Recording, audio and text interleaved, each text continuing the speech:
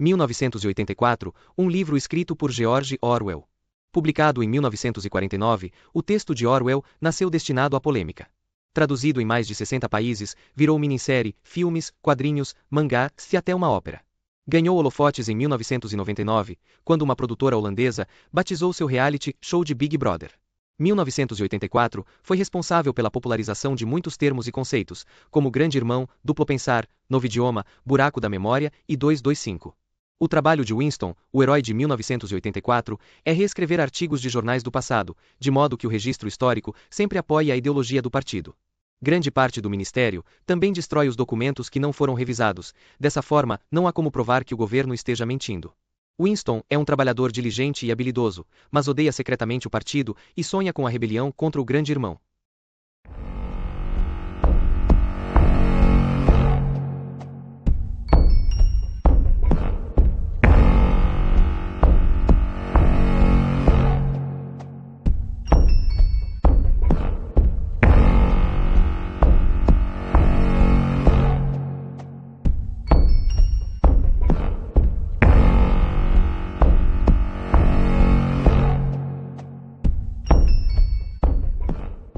Capítulo 06.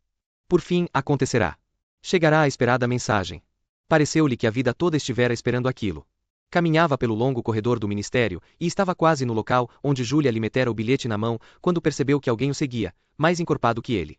Essa pessoa, fosse quem fosse, tossiu um pouco, como um prelúdio à fala. Winston parou abruptamente e voltou-se. Era O'Brien. Afinal encontravam-se face a face, e pareceu-lhe que o seu único impulso era fugir. O coração martelava furiosamente. Não conseguiria falar. O'Brien, todavia, continuará no mesmo movimento, colocando a mão por um momento no braço de Winston, de modo que agora caminhavam lado a lado. Começou a falar com a solene cortesia característica que tanto o diferenciava da maioria dos membros do partido interno. Tinha esperança de poder te falar, disse. Li outro dia no time, teu artigo em novilíngua. Tens um interesse de erudito na novilíngua, não é? Winston recuperara um pouco do seu autocontrole. Erudito, não. Sou um mero amador. Não é o meu forte. Nunca tive nenhuma interferência na construção do idioma. Mas o escreves com muita elegância, insistiu O'Brien. E não é apenas minha opinião. Recentemente, conversei com um amigo teu, que é um perito. No momento, foge-me da memória o nome dele. O coração de Winston tornou a pular, doloridamente. Era inconcebível que aquelas palavras não fossem referência a Sinme. Porém Sinme não estava apenas morto, fora abolido, era uma impessoa. Seria mortalmente perigoso fazer-lhe uma referência identificável. A observação de O'Brien deveria, evidentemente, ser tomada como sinal, código. Dividindo uma pequena crimideia, os dois tornavam-se cúmplices. Tinham continuado pelo corredor, mas de repente O'Brien se deteve. Com a amistosidade curiosa e desarmante que sempre lograva comunicar ao gesto, recolocou os óculos no nariz. E continuou. O que eu de fato queria te dizer, a propósito do artigo, é que notei o uso de duas palavras obsoletas. Que se tornaram obsoletas muito recentemente. Já viste a 10ª edição do Dicionário de Novilíngua? Não. Não creio que já tenha sido publicado. No departamento de registro, ainda usamos a 9ª. Creio que a 10ª edição só será publicada daqui a alguns meses. Mas foram preparados alguns exemplares especiais, de amostra. E eu recebi um. Talvez gostasse de examiná-lo? Apreciaria imenso, disse Winston, percebendo imediatamente aonde levava a conversa. Algumas novidades são muito engenhosas. A redução do número de verbos, por exemplo, creio que gostarás de ver isso. Vejamos, mando-te um mensageiro te entregar o dicionário. O pior é que invariavelmente me esqueço de tudo. O melhor talvez seria ir buscá-lo no meu apartamento, a hora que quisesses. Espera, que já te dou meu endereço. Estavam parados diante de uma teletela. Um tanto distraído, O'Brien procurou em 2 bolsos e deles tirou um pequeno canhenho de capa de couro e uma lapiseira tinta de ouro. Logo abaixo da teletela, em posição tal que pudesse ser lido por quem estivesse de plantão no outro extremo do fio do aparelho, ele rabiscou um endereço, arrancou a página e deu a Winston. Em geral estou em casa à noite, disse ele. Se não estiver, minha empregada te entregará o dicionário. E afastou-se, deixando Winston com o pedaço de papel, que desta vez, não havia necessidade de esconder. Não obstante, decorou-o cuidadosamente e algumas horas mais tarde jogou-o no buraco da memória, com um maço de outros papéis. Tinham conversado um par de minutos, no máximo. O episódio só podia ter um significado. Fora engendrado como meio de dar a Winston o endereço de O'Brien. Isto era necessário porque, exceto pela pergunta direta, não era nunca possível descobrir onde morava uma pessoa. Não havia guias nem indicadores de espécie alguma. Se queres me ver, podes me encontrar aqui, era o sentido da mensagem de O'Brien. Talvez até houvesse um recado oculto no dicionário. Fosse como fosse, uma coisa era certa. A conspiração com que sonhava existia, e ele alcançara a sua periferia. Sabia que mais cedo, ou mais tarde, obedeceria ao chamado de O'Brien. Talvez amanhã, talvez após longa espera, não tinha certeza. O que estava acontecendo era apenas o desenvolvimento de um processo iniciado muitos anos antes. O primeiro passo fora um pensamento secreto, involuntário, o segundo fora o início do diário. Passará das ideias às palavras, e agora das palavras aos atos. O último passo era algo que teria lugar no Ministério do Amor. Ele o aceitara. O fim estava contido no começo. Mas era assustador, ou mais exatamente, era um prenúncio de morte, como se estivesse menos vivo. Até mesmo falando com O'Brien, um tiritar de frio se apossara do corpo de Winston, quando o significado das palavras calou. Tivera a sensação de pisar na terra úmida de um túmulo, e não era consolo algum saber que o túmulo lá estava, à sua espera.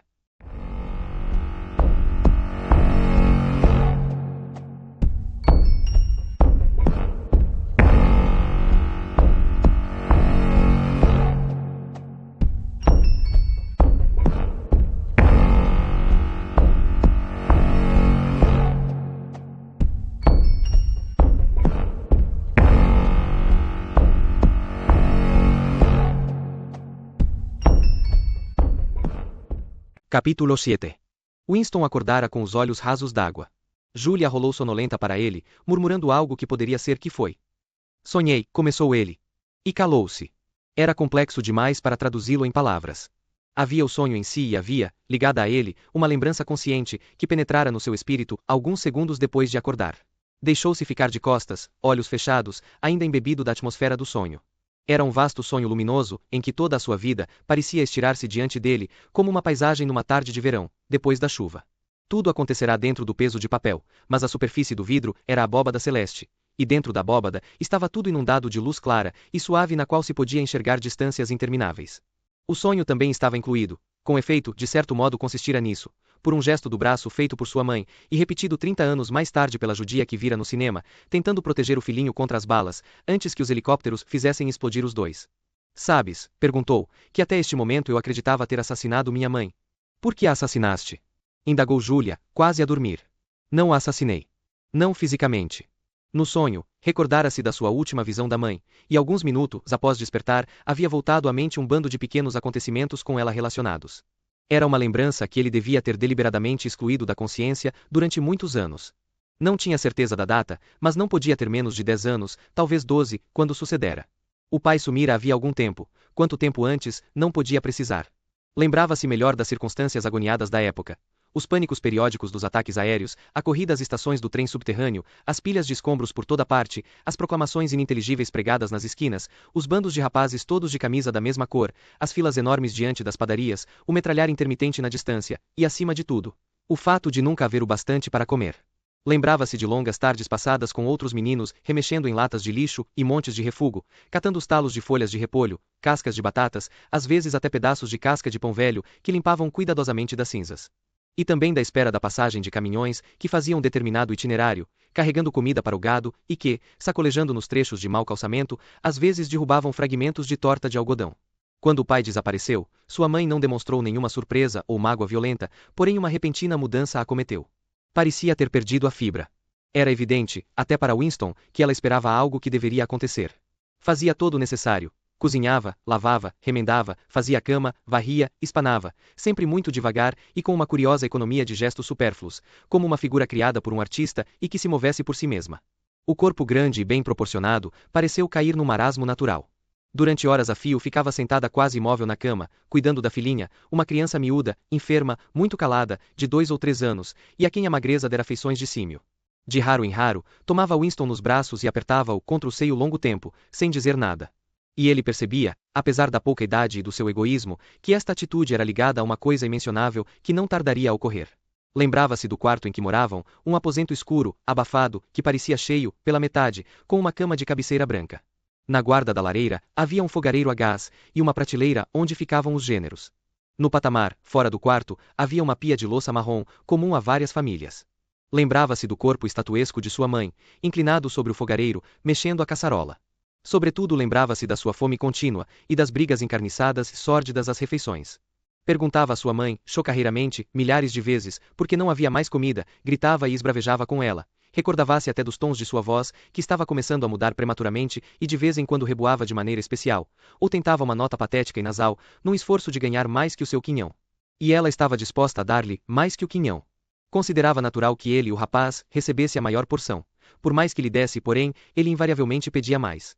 Em cada refeição, ela lhe pedia que não fosse egoísta e lembrasse que a irmãzinha doente também precisava de alimento, mas era inútil. Ele chorava de raiva quando a mãe parava de servi-lo, tentava arrancar-lhe das mãos a caçarola e a colher, furtava bocados do prato da irmã. Sabia que assim as condenava à fome, mas não podia evitá-lo. Sentia-se até com direito a agir dessa forma. A fome clamorosa que tinha na barriga parecia justificá-lo. Entre as refeições, se a mãe não vigiasse, ele constantemente pilhava as magras provisões da prateleira. Um dia, foi distribuída uma ração de chocolate. Havia semanas ou meses que não se via chocolate. Winston lembrava-se com muita clareza daquele precioso pedacinho de chocolate. Era uma barra de 2 onças, naquele tempo ainda se falava em onças, para os 3. Evidentemente, devia ser dividida em 3 partes iguais. De repente, como se ouvisse a voz de outrem, ele se ouviu exigindo, com voz grossa e forte, que lhe dessem a barra toda. A mãe respondeu-lhe que não fosse guloso. Houve uma longa e incômoda discussão, que durou horas com gritos, uivos, lágrimas, queixas, acordos. A irmãzinha, agarrada à mãe com as 2 mãos, exatamente como um filhote de macaco, olhava-o com grandes olhos doídos.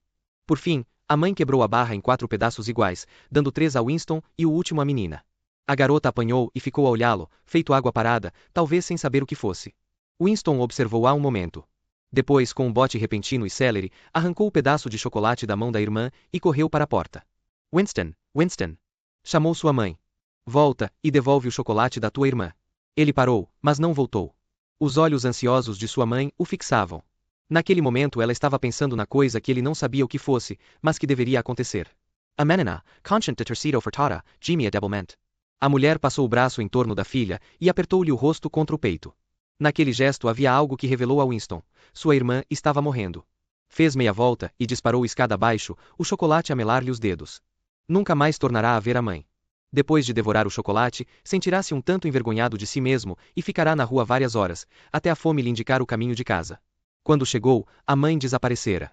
Naquela época, isso já estava se tornando normal. Nada sumira do quarto, exceto a mulher e a filha. Não tinham levado roupa alguma, nem mesmo o capote da mãe. Até aquele dia, Winston não sabia com certeza se ela estava morta ou não. Era perfeitamente possível que a tivessem apenas enviado a uma colônia correcional. Quanto à irmã, poderia ter sido mandada, como Winston, a um dos orfanatos surgidos em consequência da Guerra Civil. Ou podia ter sido levada para o campo com sua mãe, ou meramente abandonada em algum lugar para morrer. O sonho ainda estava vívido no seu espírito, especialmente o gesto protetor do braço, no qual parecia se conter todo o seu significado.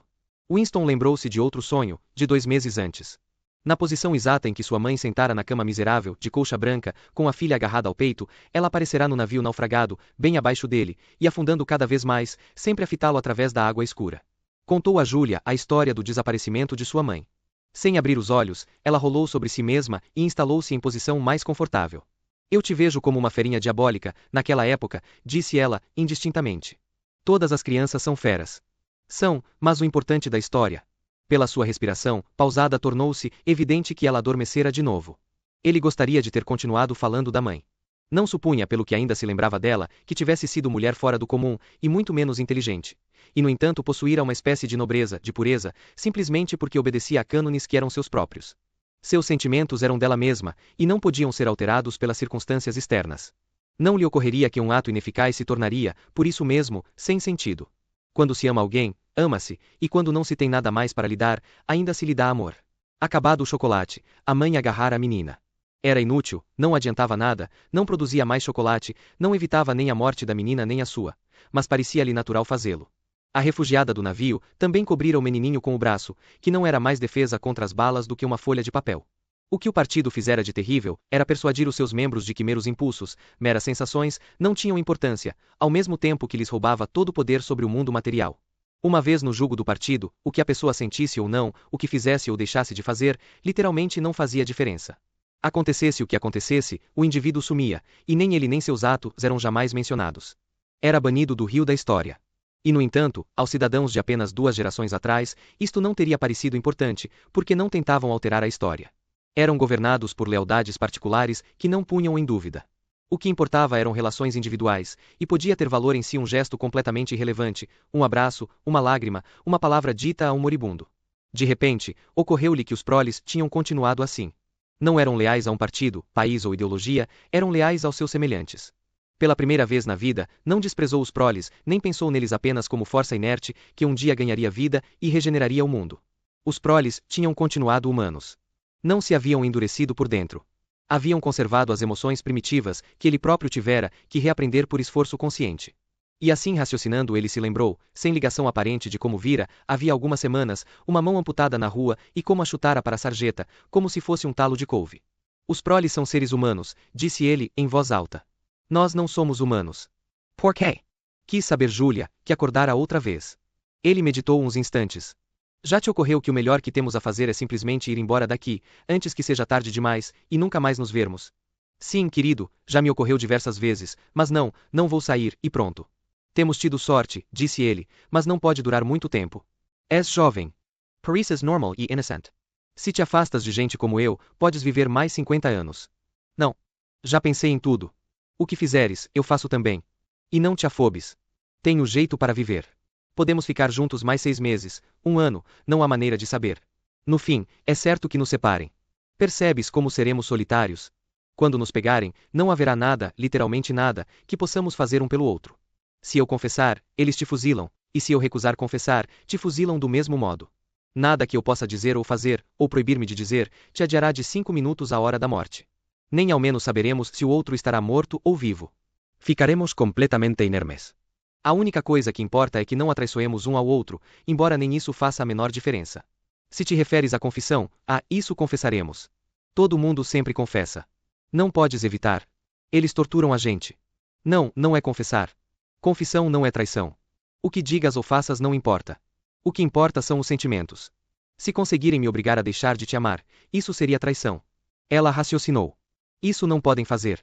É a única coisa que não podem. Podem te fazer dizer qualquer coisa, tudo, mas não podem te obrigar a acreditar. Não penetram na gente. Não, ele concordou, um pouco mais esperançoso. É verdade. Não penetram na gente. Se pode sentir que vale a pena continuar humano, mesmo que isso não dê o menor resultado, terás vencido os torturadores. Ele pensou na telitela com seu ouvido insone. Podiam espionar o indivíduo noite e dia, mas se ele não perdesse a cabeça, ainda conseguia ludibriá-los. Com toda a sua sagacidade, não tinham jamais conquistado o segredo de descobrir o que pensa outro ser humano. Talvez isso fosse menos verdade quando o cidadão lhe caísse nas unhas.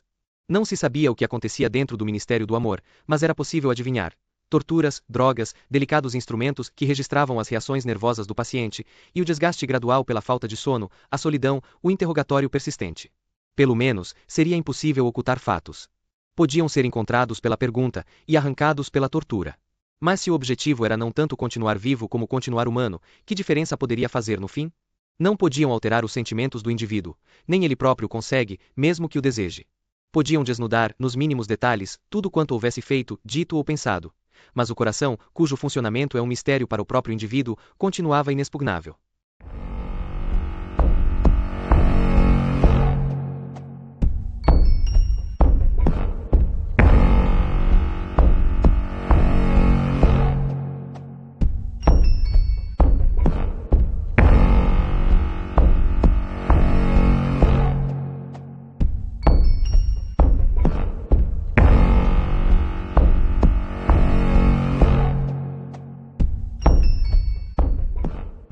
Capítulo 8. Por fim haviam resolvido. A sala em que estavam era comprida e suavemente iluminada. A telitela fora reduzida a um murmúrio. A maciez e espessura do tapete, azul, dava a impressão de se andar no veludo.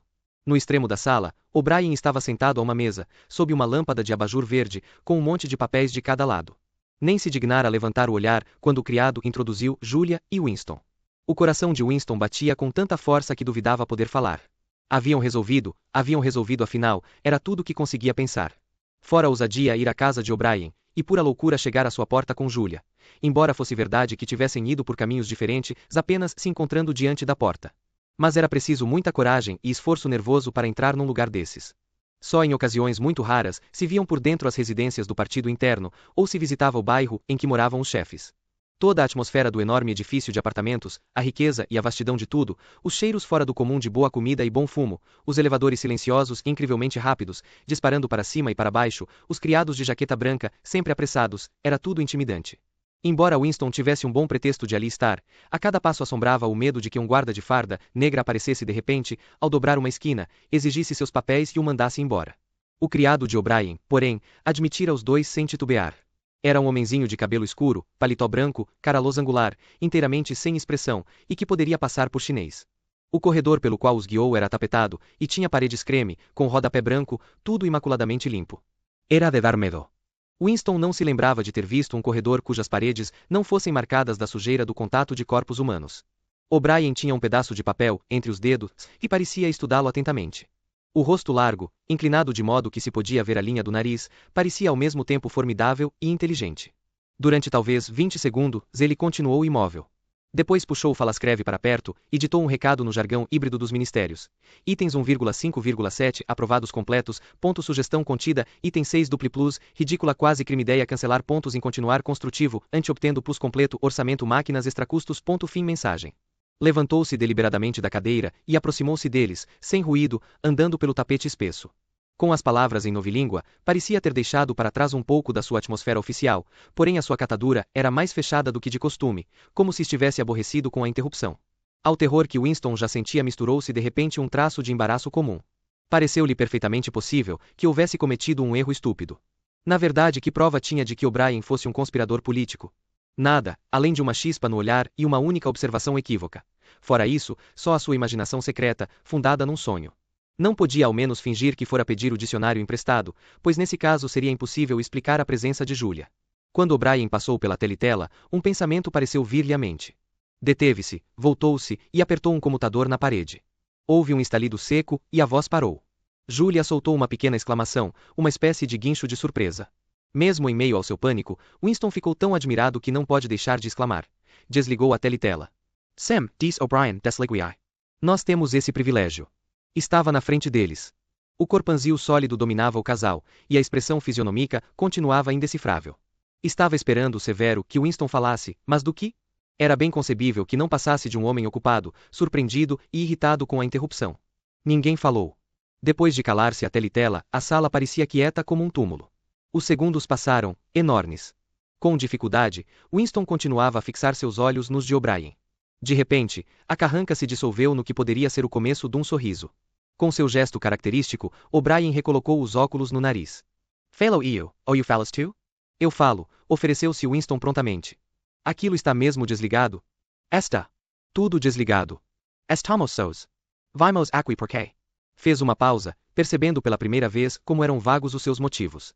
Como não sabia que espécie de auxílio esperava de O'Brien, não era fácil dizer a que fora.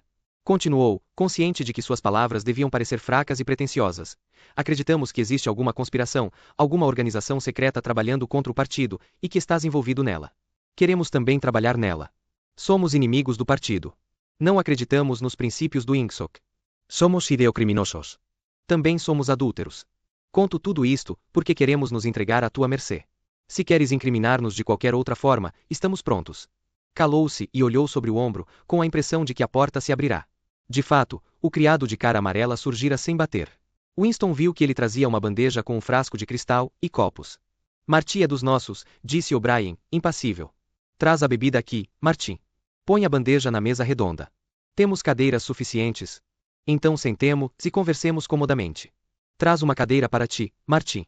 Falamos de negócios. Podes deixar de ser criado, durante 10 minutos. O homenzinho sentou-se, completamente à vontade, e no entanto ainda com ar de servo, o ar de um criado de quarto que goza de um privilégio. Winston considera-o de sosleo. Ocorreu-lhe que a vida toda do homem era desempenhar um papel, e que achava perigoso abandonar, por um momento que fosse, sua falsa personalidade. O'Brien tomou a garrafa de cristal pelo pescoço, e encheu os copos com um líquido vermelho escuro. Provocou em Winston vagas memórias de algo que vira havia muito tempo numa parede ou num tapume. Uma vasta garrafa composta de luzes que pareciam borbulhar e despejar o conteúdo num copo. Visto de cima, o líquido parecia quase negro, mas no frasco brilhava como um rubi. Tinha um cheiro agridoce. Viu Julia apanhar o copo e cheirá-lo com cândida curiosidade. Chama-se vinho, informou O'Brien, com a sombra de um sorriso. Sem dúvida leste a respeito do vinho, nos livros. Mas não são muitos do partido externo que o conhecem. O rosto solenizou-se de novo, e ele ergueu o copo. Creio que devemos beber um brinde. À saúde do nosso chefe, Emmanuel Goldstein. Winston agarrou o copo com certa ânsia. Vinho era algo com que sonhara, e sobre o qual lera. Como o peso de papel ou as cantigas semi-esquecidas do Sr. Charrington pertencia ao passado, desaparecido e romântico, o tempo de Dantes, como gostava de chamá-lo secretamente, nos seus pensamentos. Sem saber por que motivo, sempre acreditara que o vinho tinha sabor intensamente doce, como de geleia de amora, e um efeito inebriante imediato. Mas quando o engoliu, a bebida lhe causou uma decepção. A verdade era que, depois de beber gin durante anos, mal podia prová-lo. Depois na mesa, o copo vazio. Então Goldstein existe? Sim, existe, e está vivo. Onde não sei. E a conspiração, a organização? Existe? Não é mera invenção da polícia do pensamento. Existe, Sam. Chama-se a fraternidade. Nunca saberás muito mais a respeito da fraternidade, exceto que existe e que pertences a ela. Voltarei ao assunto daqui a pouco. Olhou o relógio pulseira.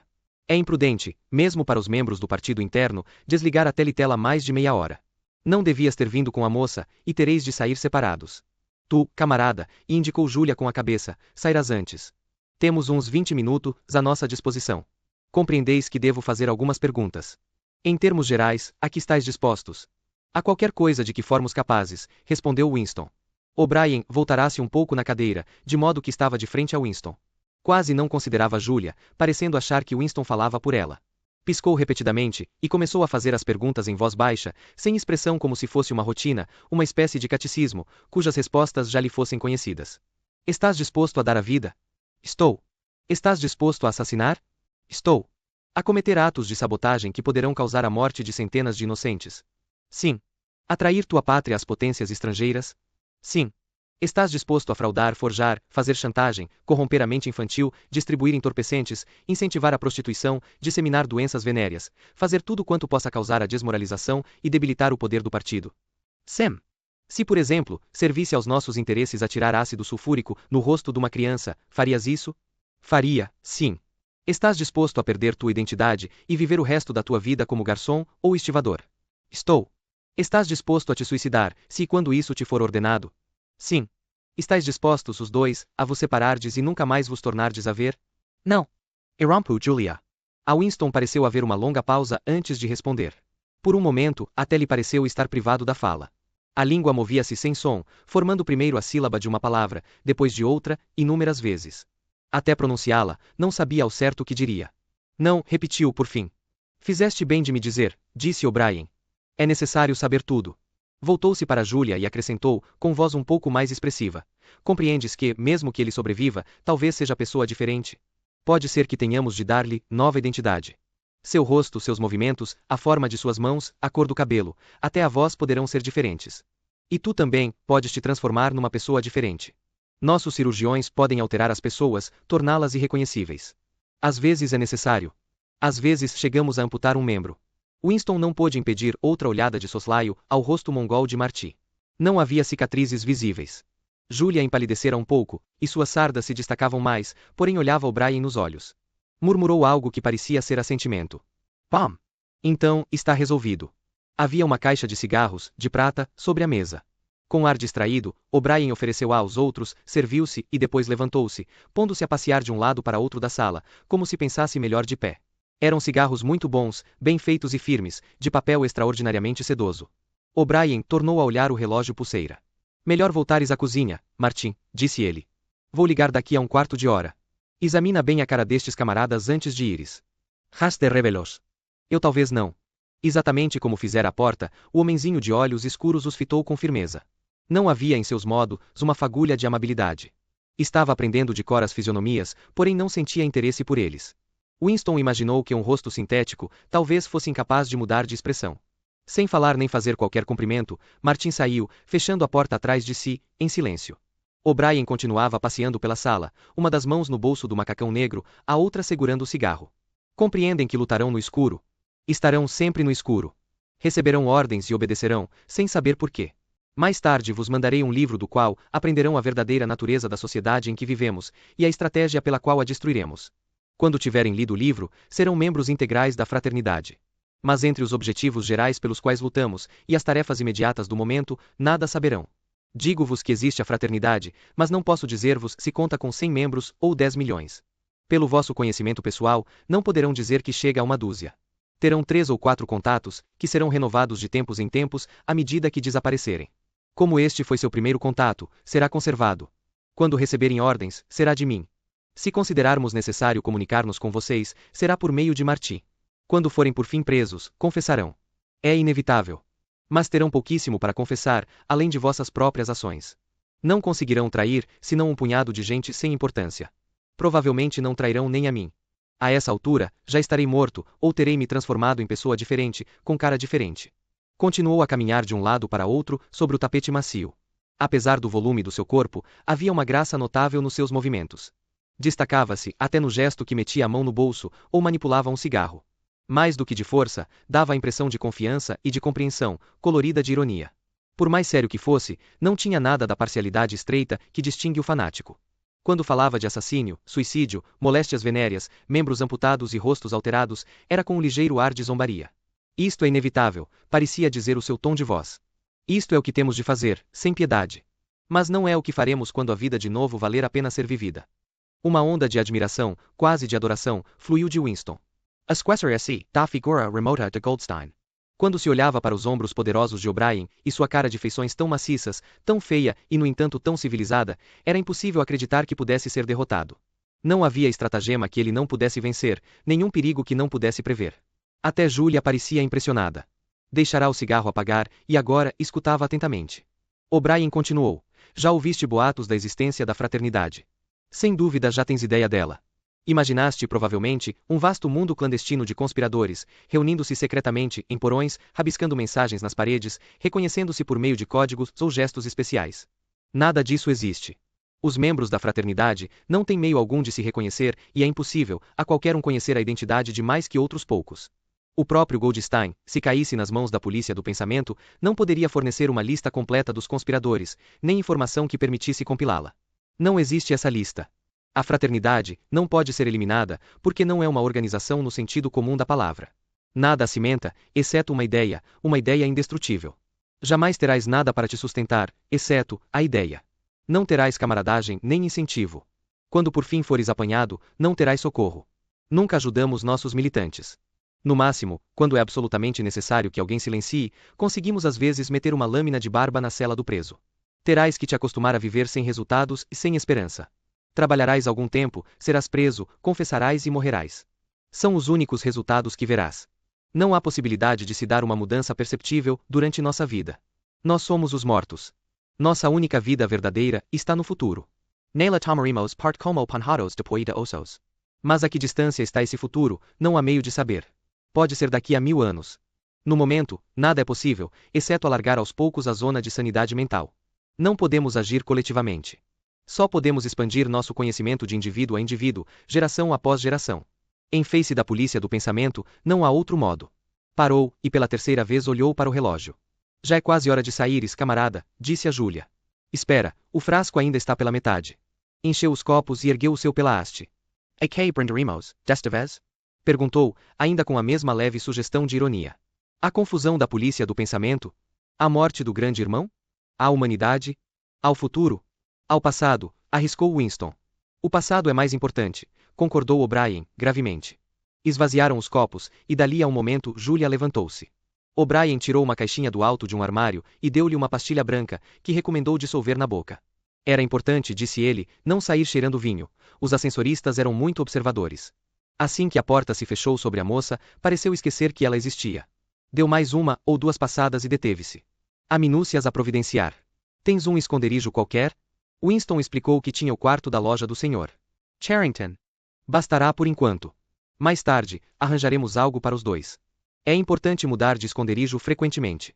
Entre mentes, vou mandar-te um exemplar do livro. E Winston reparou que até O'Brien parecia pronunciar aquela palavra como se estivesse grifada. O livro de Goldstein, compreendes, assim que for possível. Talvez se passem alguns dias antes de eu conseguir um. Não há muitos exemplares, como podes imaginar. A polícia do pensamento procura-os e destrói-os, quase, no mesmo ritmo em que são produzidos. Faz pouca diferença, porém. O livro é indestrutível.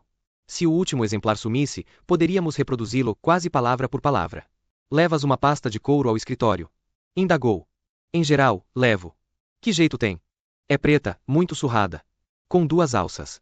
Preta, 2 alças, muito surrada, bom. Um dia, no futuro próximo, não posso fixar a data. Uma das mensagens da tua tarefa matutina conterá um erro de imprensa, e terás que pedir repetição. No dia seguinte, irás à repartição sem a pasta. Nesse dia na rua, um homem tocará teu braço e dirá: acho que derrubaste esta pasta. E aqui te entregar, conterá um exemplar do livro de Goldstein. Deves devolvê-lo dentro de 14 dias. Calaram-se ambos por uns instantes. Temos um par de minutos, ainda, disse O'Brien. Tornaremos a nos encontrar, se nos encontrarmos. Winston levantou o olhar para ele. Onde não há treva? Perguntou, hesitante. O'Brien fez que sim, sem aparentar surpresa. Onde não há treva, repetiu, como se reconhecesse a alusão. E agora, queres dizer alguma coisa antes de sair? Dar um recado? Fazer uma pergunta? Winston ratiocineu. Não parecia haver nenhuma outra pergunta que desejasse resposta, e menos impulso ainda de pronunciar generalidades altissonantes. Em vez de coisas diretamente ligadas ao O'Brien ou à fraternidade, surgiu-lhe na mente uma espécie de figura composta do quarto escuro onde sua mãe passará os últimos dias, o quartinho por cima da loja do senhor Charrington, o peso de papéis, e a gravura em aço na moldura de pau rosa. Quase sem querer perguntou: conheces uma cantiga muito velha que começa laranjas e limões, dizem os sinos de S. Clemente? De novo O'Brien fez que sim com a cabeça. Com uma espécie de grave cortesia, completou a quadra. Laranjas e limões, dizem os sinos de S. Clemente. Me deves 3 vinténs, dizem os sinos de S. Martinho. Quando me pagarás? Dizem os sinos de Old Bailey. Quando eu ficar rico, dizem os sinos de Shoreditch. Sabes o último verso? Exclama Winston. Sei, sim. E agora, creio que é hora de te retirares. Espera um pouco. É melhor te dar uma destas pastilhas. Quando Winston se levantou, O'Brien estendeu a manopla. Apertou-lhe a mão com força, quase quebrando os ossos de Winston. De saída, olhou para trás, mas O'Brien já parecia estar entregue à tarefa de bani-lo do seu espírito. Estava esperando, com a mão no comutador da teletela. Por trás dele, eram visíveis a escrivaninha com o abajur verde, o falascreve e as cestas de arame cheias de papéis. O incidente estava encerrado. Dali a 30 segundos, O'Brien mergulharia no seu trabalho interrompido e de grande importância para o partido.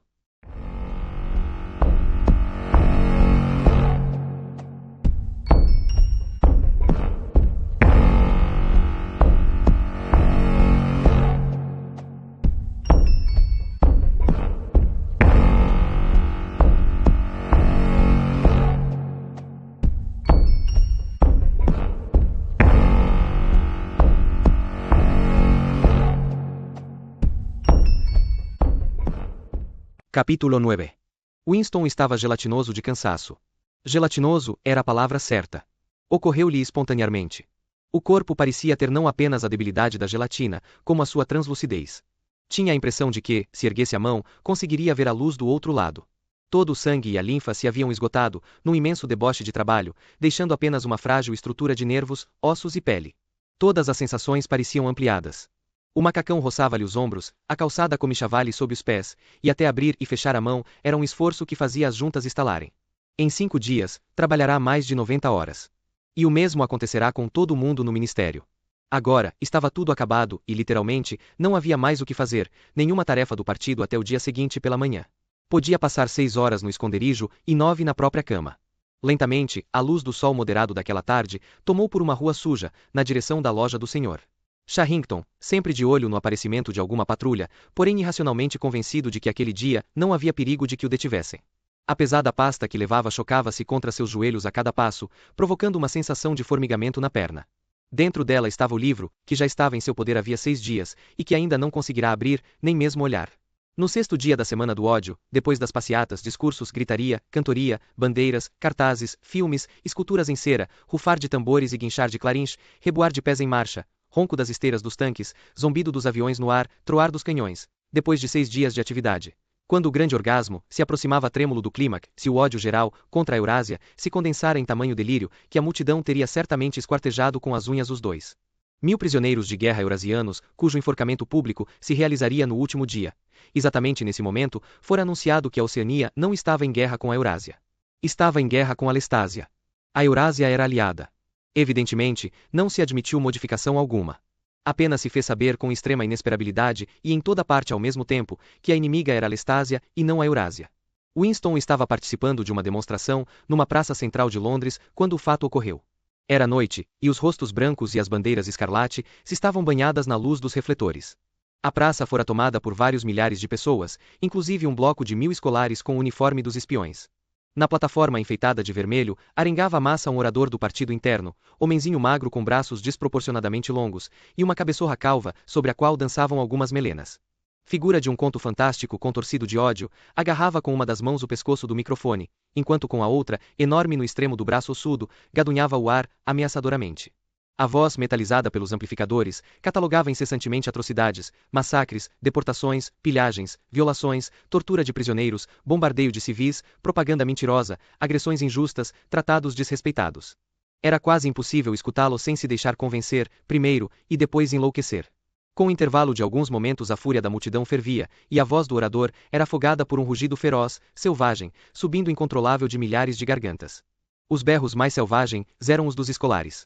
Havia uns 20 minutos que falava quando um mensageiro subiu à plataforma, e um pedaço de papel foi passado às mãos do demagogo. Ele desenrolou-o sem parar. Nada se alterou na sua voz, nem nos gestos, nem no conteúdo do que dizia. Mas de repente mudaram os nomes. Sem que uma palavra fosse pronunciada nesse sentido, uma onda de compreensão percorreu a massa. A Oceania estava em guerra com a Lestásia. No momento seguinte, houve uma tremenda comoção. As faixas, bandeiras e cartazes que adornavam a praça estavam todos errados. Cerca da metade ostentava caras erradas. Era sabotagem.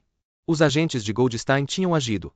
Houve um ruidoso interlúdio durante o qual os cartazes foram arrancados das paredes, as bandeiras rasgadas e pisadas. Os espiões executaram proezas admiráveis, marinhando sobre os telhados e cortando as faixas presas às chaminés. Dentro de 1 minuto, ou 2, tudo acabou. O orador, ainda agarrado ao microfone, ombros arcados para frente, a mão enorme ainda ameaçando, continuará o discurso. Dali a 1 minuto, os urros de fera da multidão furiosa de novo rasgaram os ares. O ódio continuou exatamente como antes. Apenas o alvo fora mudado. Em retrospecto, o que impressionara Winston fora ter o orador passado de um inimigo a outro no meio da frase, não apenas sem pausa, sem a menor ofensa à sintaxe. Mas, no momento, tivera outras coisas a preocupá-lo.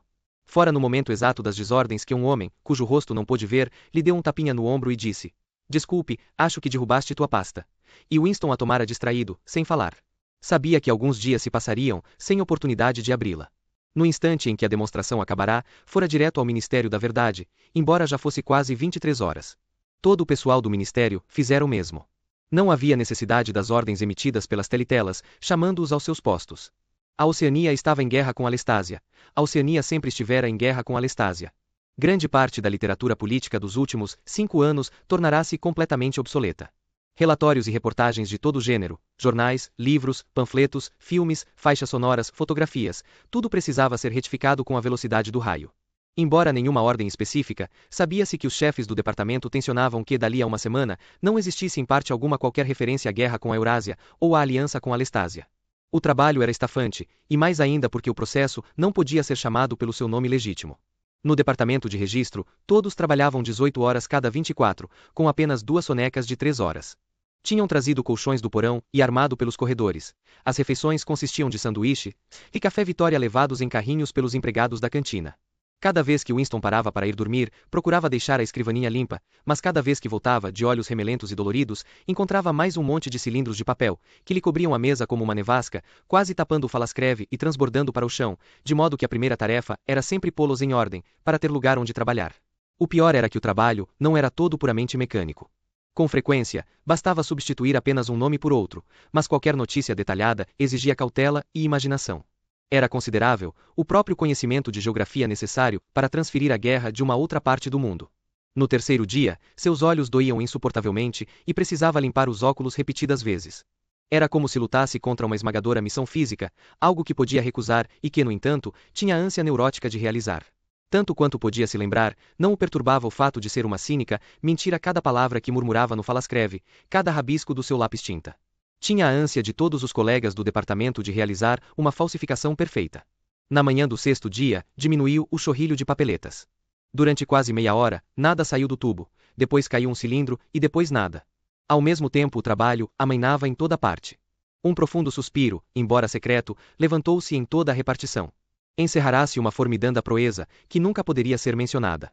Era agora impossível, a qualquer ser humano, provar documentadamente que houvera uma guerra com a Eurásia. Às 12 em ponto, anunciou-se inesperadamente que todos os funcionários do ministério estavam de folga até a manhã seguinte. Winston, ainda levando a pasta que continha o livro, e que tivera aos pés enquanto trabalhava, e sob o corpo enquanto dormia, foi para casa, barbeou-se e quase adormeceu no banho, embora a água não estivesse mais do que tépida. Com uma espécie de voluptuoso estralar de juntas, subiu a escada da loja do Sr. Charrington. Estava cansado, mas não tinha mais sono. Abriu a janela, acendeu o sujo fogareiro de óleo e encheu d'água uma caçarola, para o café. Júlia não devia demorar. Enquanto não viesse, lera o livro. Centuesi, na poltrona esfiápida e abriu a pasta. Um pesado volume negro, numa encadernação tosca, sem nome nem título na capa. O tipo também parecia ligeiramente irregular. As páginas estavam gastas nas margens, e se destacavam com facilidade, como se o livro tivesse passado por muitas mãos. No frontispício havia o título, Teoria e Prática do Coletivismo Oligárquico, por Emanuel Goldstein. Winston pôs-se a ler.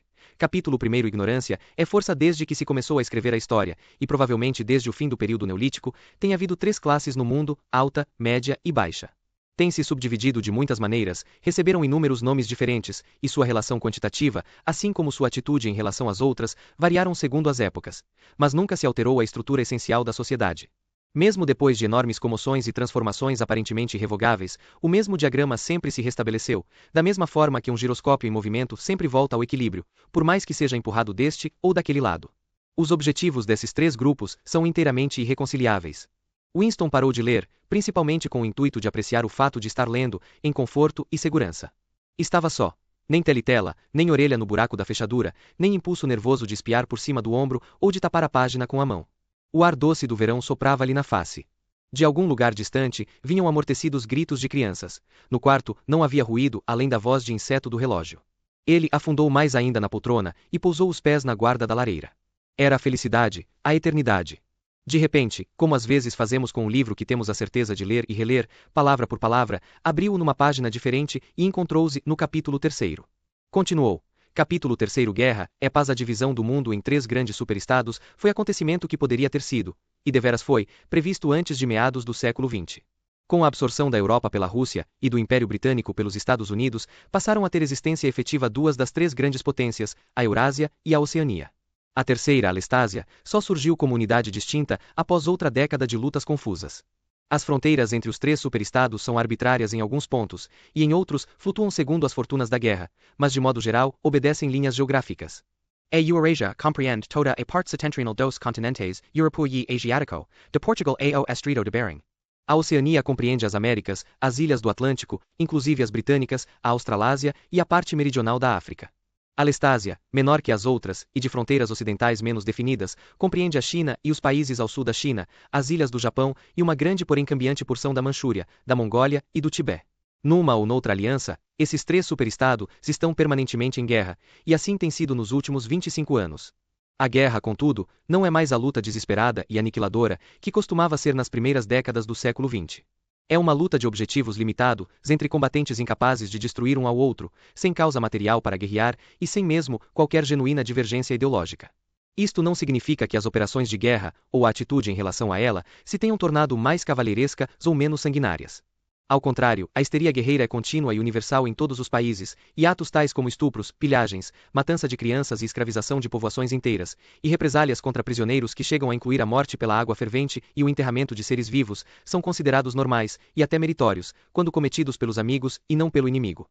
Materialmente, porém, a guerra envolve número muito pequeno de cidadãos, principalmente peritos de alta especialização, e causa relativamente poucas vítimas.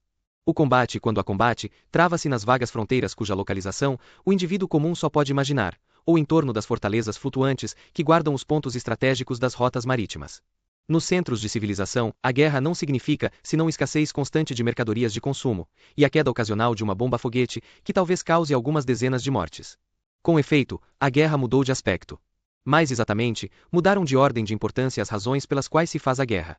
Os motivos já parcialmente presentes nas grandes guerras do início do século XX tornaram-se dominantes e são agora reconhecidos conscientemente e levados em consideração. Para compreender a natureza da guerra atual, porque, apesar do reagrupamento que se dá a intervalos, é sempre a mesma guerra, deve-se perceber, em primeiro lugar, que não pode ser decisiva. Nenhum dos 3 superestados poderia ser definitivamente vencido, nem mesmo pelos 2 outros juntos. O equilíbrio é muito grande, e formidáveis suas defesas naturais.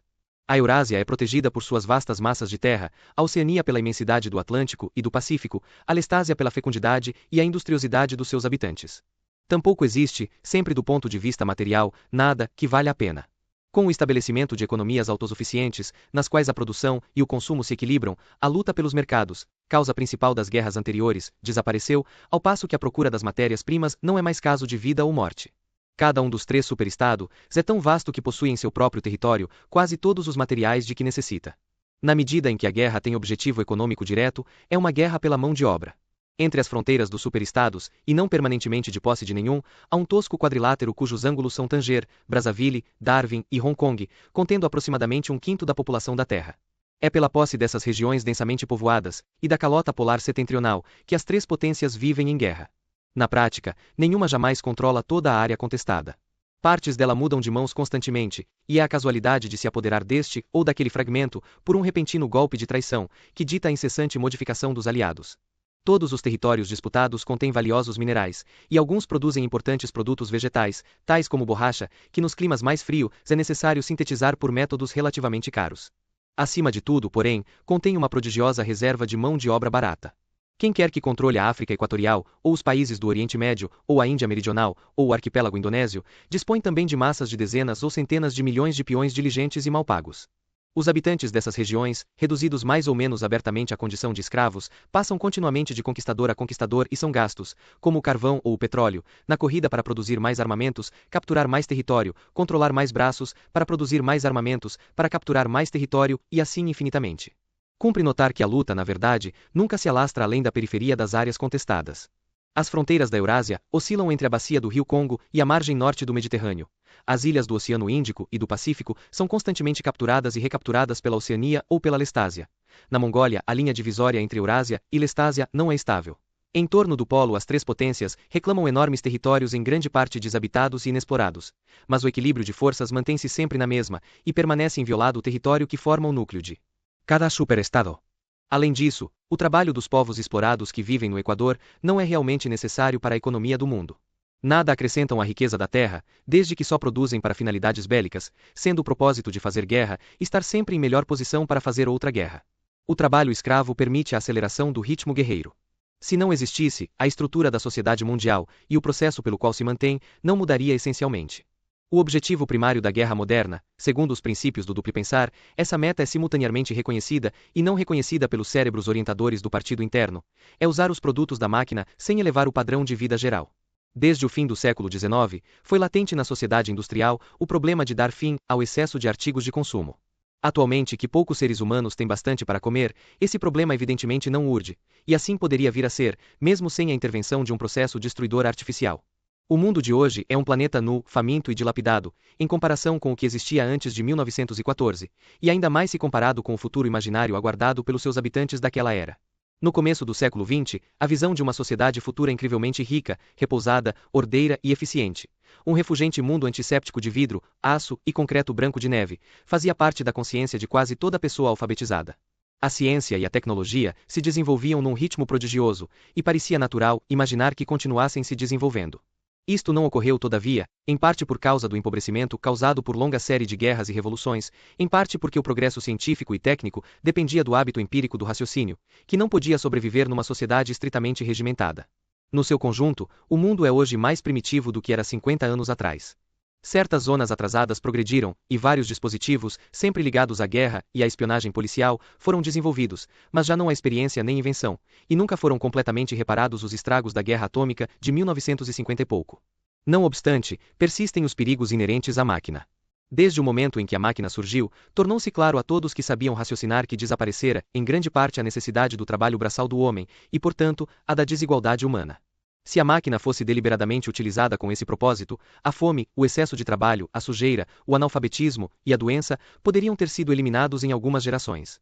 E na verdade, sem ter sido usada com esse propósito, porém por uma espécie de processo automático, produzindo riqueza que às vezes se tornava impossível deixar de distribuir, a máquina elevou grandemente o padrão de vida do ser humano comum, num período de uns 50 anos, ao fim do século XIX e no começo do XX. Tornou-se também claro que o aumento total da riqueza ameaça a destruição. Com efeito, de certo modo era a destruição de uma sociedade hierárquica. Num mundo em que todos trabalhassem pouco, tivessem bastante que comer, morassem numa casa com banheiro e refrigerador, e possuíssem automóvel ou mesmo avião, desapareceria a mais flagrante e talvez mais importante forma de desigualdade. Generalizando-se, a riqueza não conferia distinção. Era possível, sem dúvida, imaginar uma sociedade em que a riqueza, no sentido de posse pessoal de bens e luxos, fosse igualmente distribuída, ficando o poder nas mãos de uma pequena casta privilegiada. Mas na prática tal sociedade não poderia ser estável. Pois se o lazer e a segurança fossem por todos usufruídos, a grande massa de seres humanos normalmente estupidificada pela miséria, aprenderia a ler e aprenderia a pensar por si. E uma vez isso acontecesse, mais cedo ou mais tarde veria que não tinha função a minoria privilegiada, e acabaria com ela. De maneira permanente, uma sociedade hierárquica só é possível na base da pobreza e da ignorância. Regressar ao passado agrícola, como imaginaram alguns pensadores no começo do século XX, não era solução praticável. Entrava em conflito com a tendência para a mecanização, que se tornará pouco menos que instintiva em quase todo o mundo, e além disso, qualquer país que permanecesse industrialmente atrasado ficaria indefeso militarmente e estaria fadado a ser dominado, direta ou indiretamente, pelos rivais mais progressistas. Tampouco era solução satisfatória manter as massas na miséria, restringindo a produção de mercadorias. Isto aconteceu em grande parte, durante a fase final do capitalismo, mais ou menos entre 1920 e 1940. Permitiu-se que estagnasse a economia de muitos países, a terra deixou de ser arroteada, o maquinário básico permaneceu na mesma, grandes setores da população foram impedidos de trabalhar e mantidos semivivos por meio de caridade estatal. Mas isto também provocava debilidade militar, e como fossem evidentemente desnecessárias as privações, tornavam inevitável a oposição. O problema era manter em movimento as rodas da indústria sem aumentar a riqueza real do mundo. Era preciso produzir mercadorias, porém não distribuí-las. E, na prática, a única maneira de o realizar é pela guerra contínua. O essencial da guerra é a destruição, não necessariamente de vidas humanas, mas dos produtos do trabalho humano. A guerra é um meio de despedaçar, ou de libertar na estratosfera, ou de afundar nas profundezas do mar, materiais que de outra forma teriam de ser usados para tornar as massas demasiado confortáveis e, portanto, com o passar do tempo, inteligentes. Mesmo quando as armas de guerra não são destruídas, sua manufatura ainda é um modo conveniente de gastar mão de obra sem produzir nada que se possa consumir. Uma fortaleza flutuante, por exemplo, contém trabalho suficiente para construir várias centenas de navios cargueiros. Depois de algum tempo é desmantelada por obsoleta, sem ter trazido benefício material a ninguém, e com novo e enorme esforço, constrói-se outra. Em princípio, o esforço bélico é sempre planejado de maneira a consumir qualquer excesso que possa existir depois de satisfeitas as necessidades mínimas da população. Na prática, as necessidades da população são sempre subestimadas, e o resultado é haver uma escassez crônica de metade dos essenciais, mas isto é considerado vantagem. É uma política consciente manter perto do sofrimento até os grupos favorecidos, porquanto o estado geral de escassez aumenta a importância dos pequenos privilégios, e assim amplia a distinção entre um grupo e outro. Pelos padrões do início do século XX, até mesmo um membro do partido interno leva a vida austera e laboriosa. Não obstante, os poucos luxos de que goza, o apartamento espaçoso e bem mobiliado, a melhor qualidade da sua roupa, a superioridade da sua comida, bebida e fumo, seus 2 ou 3 criados, seu automóvel ou helicóptero particular, o colocam numa esfera diferente de um membro do partido externo, que por sua vez, tem vantagens semelhantes em comparação com as massas submersas a que chamamos proles. A atmosfera social é de uma cidade sitiada, onde a posse de um pedaço de carne de cavalo diferencia entre a riqueza e a pobreza. E, ao mesmo tempo, a consciência de estar em guerra e, portanto, em perigo, faz parecer natural a entrega de todo o poder a uma pequena casta. É uma inevitável condição de sobrevivência. Veremos que a guerra não apenas realiza a necessária destruição, como a efetua de maneira psicologicamente aceitável. Em princípio, seria bastante simples gastar o excesso de mão de obra construindo templos e pirâmides, cavando buracos e tornando a enchê-los, ou mesmo produzindo grandes quantidades de mercadorias e queimando-as. Mas isso só daria a base econômica, mas não a emocional, de uma sociedade hierárquica. Trata-se aqui não do moral das massas, cuja atitude não tem importância, contanto que sejam mantidas no trabalho, mas do moral do partido. Espera-se que até mesmo o mais humilde membro do partido seja competente, industrioso e inteligente, dentro de estreitos limites, porém é também necessário que seja um fanático crédulo e ignorante, cujas reações principais sejam medo, ódio, adulação e triunfo orgiástico. Em outras palavras, é necessário que tenha a mentalidade apropriada ao estado de guerra. Não importa que de fato haja uma guerra, e como não é possível uma vitória decisiva, pouco importa que a guerra vá bem ou mal. O que importa é que possa existir o estado de guerra. A divisão intelectual que o partido exige dos seus membros, e que é mais fácil de obter numa atmosfera de guerra, é agora quase universal, porém, quanto mais se sobe nos quadros, mais nítida se torna. É precisamente no partido interno que a histeria de guerra e o ódio ao inimigo são mais fortes. Na sua posição de administrador, muitas vezes é necessário a um membro do partido interno saber se esta ou aquela notícia de guerra é falsa, e muitas vezes, ele pode perceber que a guerra inteira é espúria e que, ou não está sendo travada, ou está sendo travada por objetivos diferentes dos declarados. Mas essa consciência é facilmente neutralizada pela técnica do duplo pensar. Entre mentes, nenhum membro do partido interno hesita por um instante na sua crença mística de que a guerra é real, que está fadada a terminar pela vitória, ficando a Oceania senhora indisputável do mundo inteiro. Todos os membros do partido interno creem, como num artigo de fé, nessa vitória futura. Será obtida quer pela aquisição gradual de território, e consequentemente, acúmulo de esmagadora preponderância de força, quer pelo descobrimento de uma nova arma irrespondível. A busca de novas armas prossegue sem cessar, e é uma das poucas atividades restantes em que o espírito inventivo ou especulativo se pode expandir. Atualmente na Oceania, a ciência quase cessou de existir, no sentido antigo. Em novilíngua, não existe palavra para ciência. O método empírico de raciocínio, no qual se basearam todos os desenvolvimentos científicos passados, se opõe aos princípios fundamentais do INCSOC. E mesmo o progresso tecnológico só se verifica quando seus produtos podem ser de alguma forma utilizados para limitar a liberdade humana. Em todas as artes úteis o mundo ou está parado ou retrocede. Os campos são cultivados com arados de tração animal, enquanto os livros são escritos por máquinas. Mas nos assuntos de importância vital, ou seja, a guerra e a espionagem policial, ainda é incentivado o sistema empírico, ou pelo menos tolerado. As duas metas do partido são conquistar toda a superfície da Terra e extinguir de uma vez, para sempre qualquer possibilidade de pensamento independente. Há, portanto, dois grandes problemas que o partido deve resolver. Um deles é descobrir o que pensa outro ser humano, e o outro é matar várias centenas de milhões de pessoas em alguns segundos, sem dar aviso prévio. Este é o assunto da pesquisa científica que ainda subsiste. O cientista de hoje ou é uma mistura de psicólogo e inquisidor, estudando com extraordinária minúcia o significado das expressões faciais, dos gestos e tons de voz, e verificando os efeitos reveladores das drogas da verdade, terapia de choque, hipnose e tortura física. Ou é químico, físico ou biólogo, só interessado pelos ramos da sua profissão ligados à supressão da vida. Nos vastos laboratórios do Ministério da Paz, e nas estações experimentais ocultas nas florestas brasileiras, ou no deserto australiano, ou nas ilhas perdidas da Antártida, os grupos de peritos continuam sua missão infatigáveis. Alguns se ocupam simplesmente de planejar a logística de futuras guerras, outros de inventar maiores e ainda maiores bombas-foguete, explosivos cada vez mais poderosos, blindagens mais e mais resistentes. Outros buscam novos gases, mais letais, ou venenos solúveis capazes de ser produzidos em quantidades tais que destruam a vegetação de continentes inteiros. Ou culturas de germes maléficos, imunizados contra todos os anticorpos possíveis. Outros se esforçam para produzir um veículo que abra caminho sob a terra como um submarino por baixo d'água, ou um aeroplano tão independente da base como um navio de vela.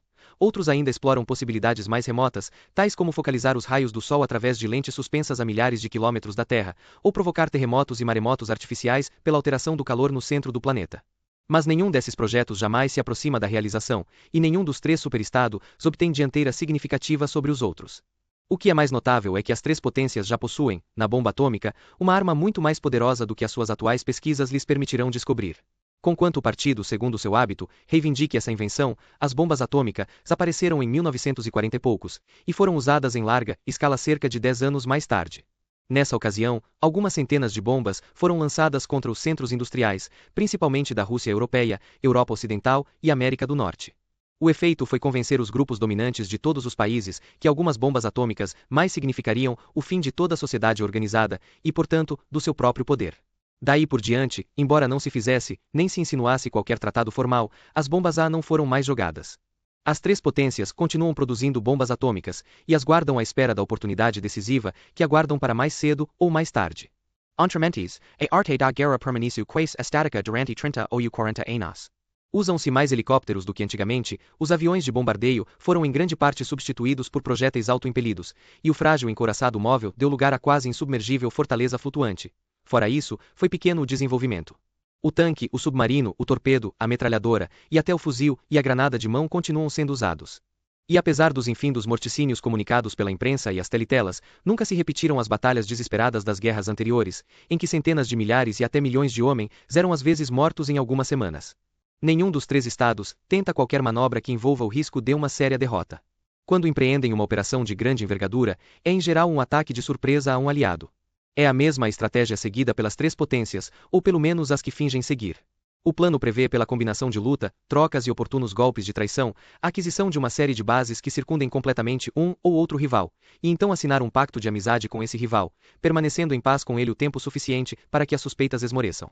Durante esses anos de espera, foguetes carregados de bombas atômicas podem ser acumulados em todos os pontos estratégicos. Serão por fim disparados simultaneamente, com efeitos tão devastadores que é impossível retaliar. Surge então o momento de assinar um tratado de amizade com a terceira potência mundial, preparando outro ataque. Este plano, evidentemente, é puro castelo no ar, impossível de realizar. Além disso, não há combate algum, exceto nas zonas contestadas, em torno do Equador e do Polo Norte.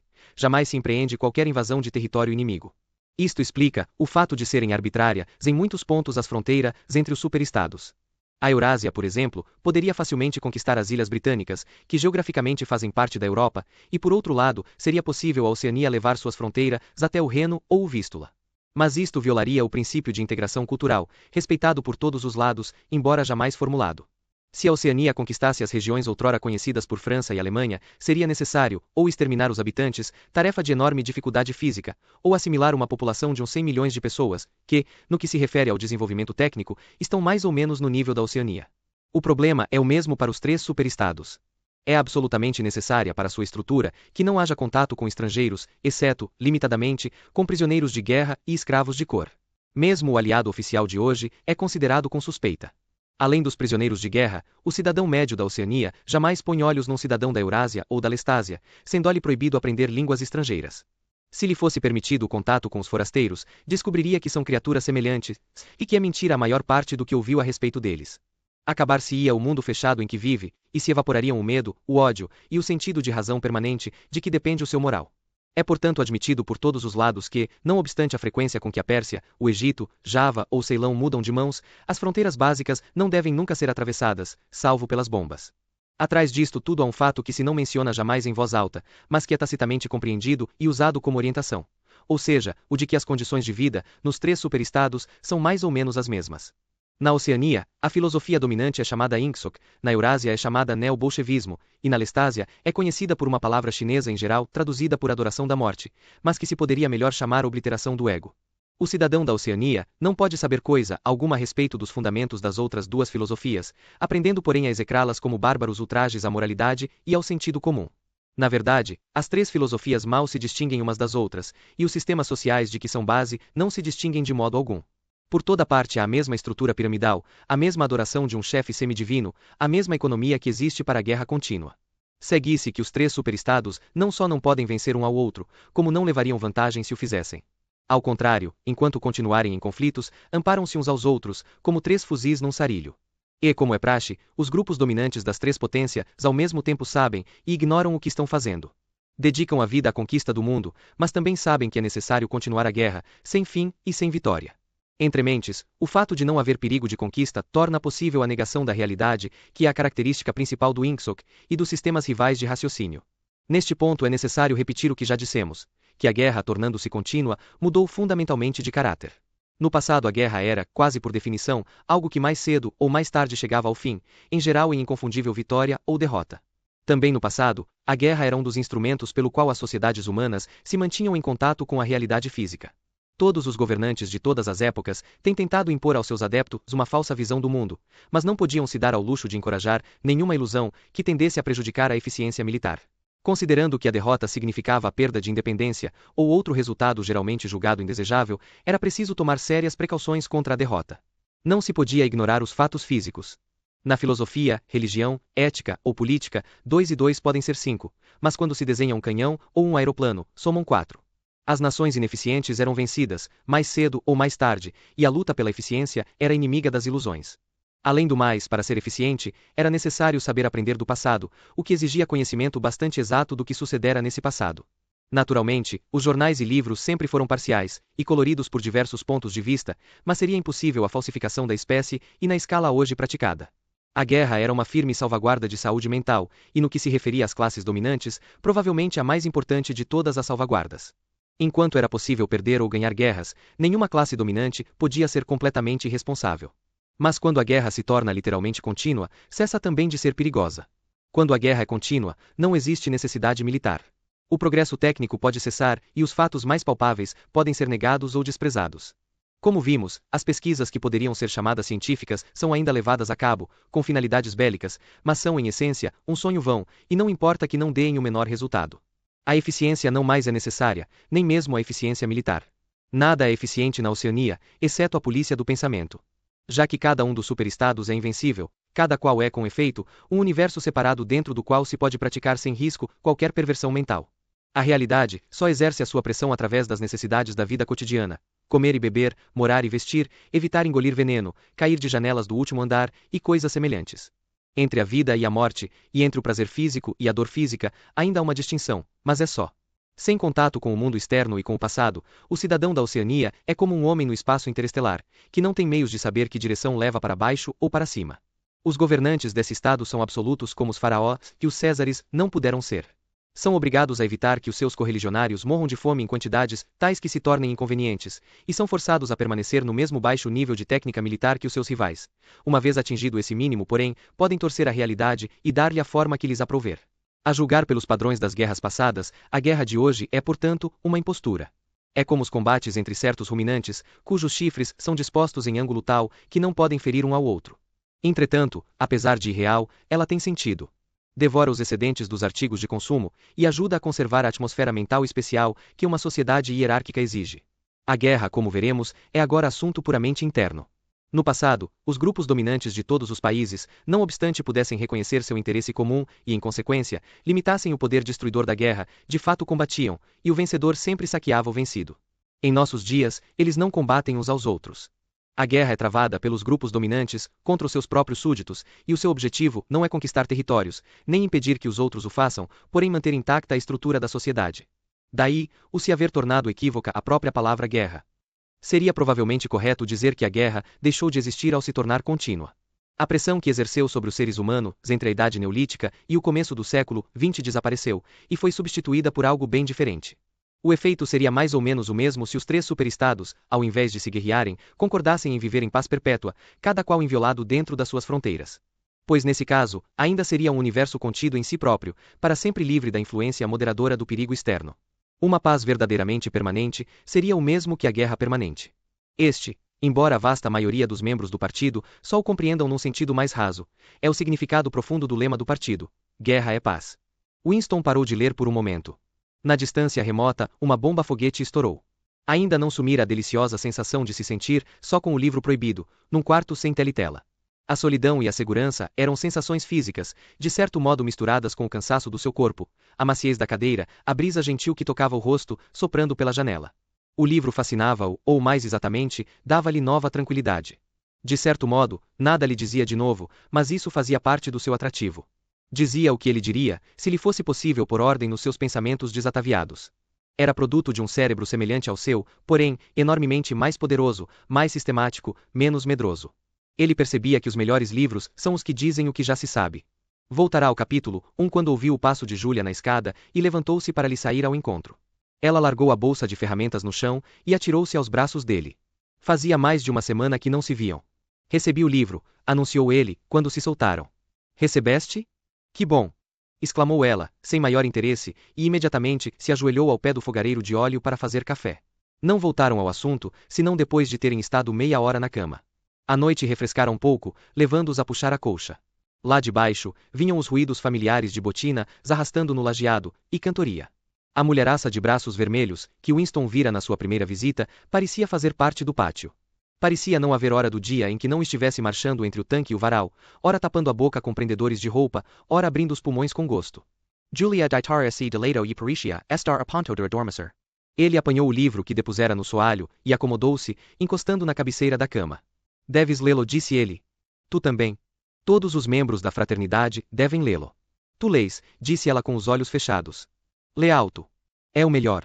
E assim, vais explicando ao mesmo tempo. Os ponteiros do relógio marcavam 6, indicando as 18. Ainda tinham 3 ou 4 horas pela frente. Ele apoiou o livro nos joelhos e pôs-se a ler. Capítulo 1. Ignorância é força. Desde que se começou a escrever a história, e provavelmente desde o fim do período neolítico, tem havido 3 classes no mundo: alta, média e baixa. Tem-se subdividido de muitas maneiras, receberam inúmeros nomes diferentes, e sua relação quantitativa, assim como sua atitude em relação às outras, variaram segundo as épocas. Mas nunca se alterou a estrutura essencial da sociedade.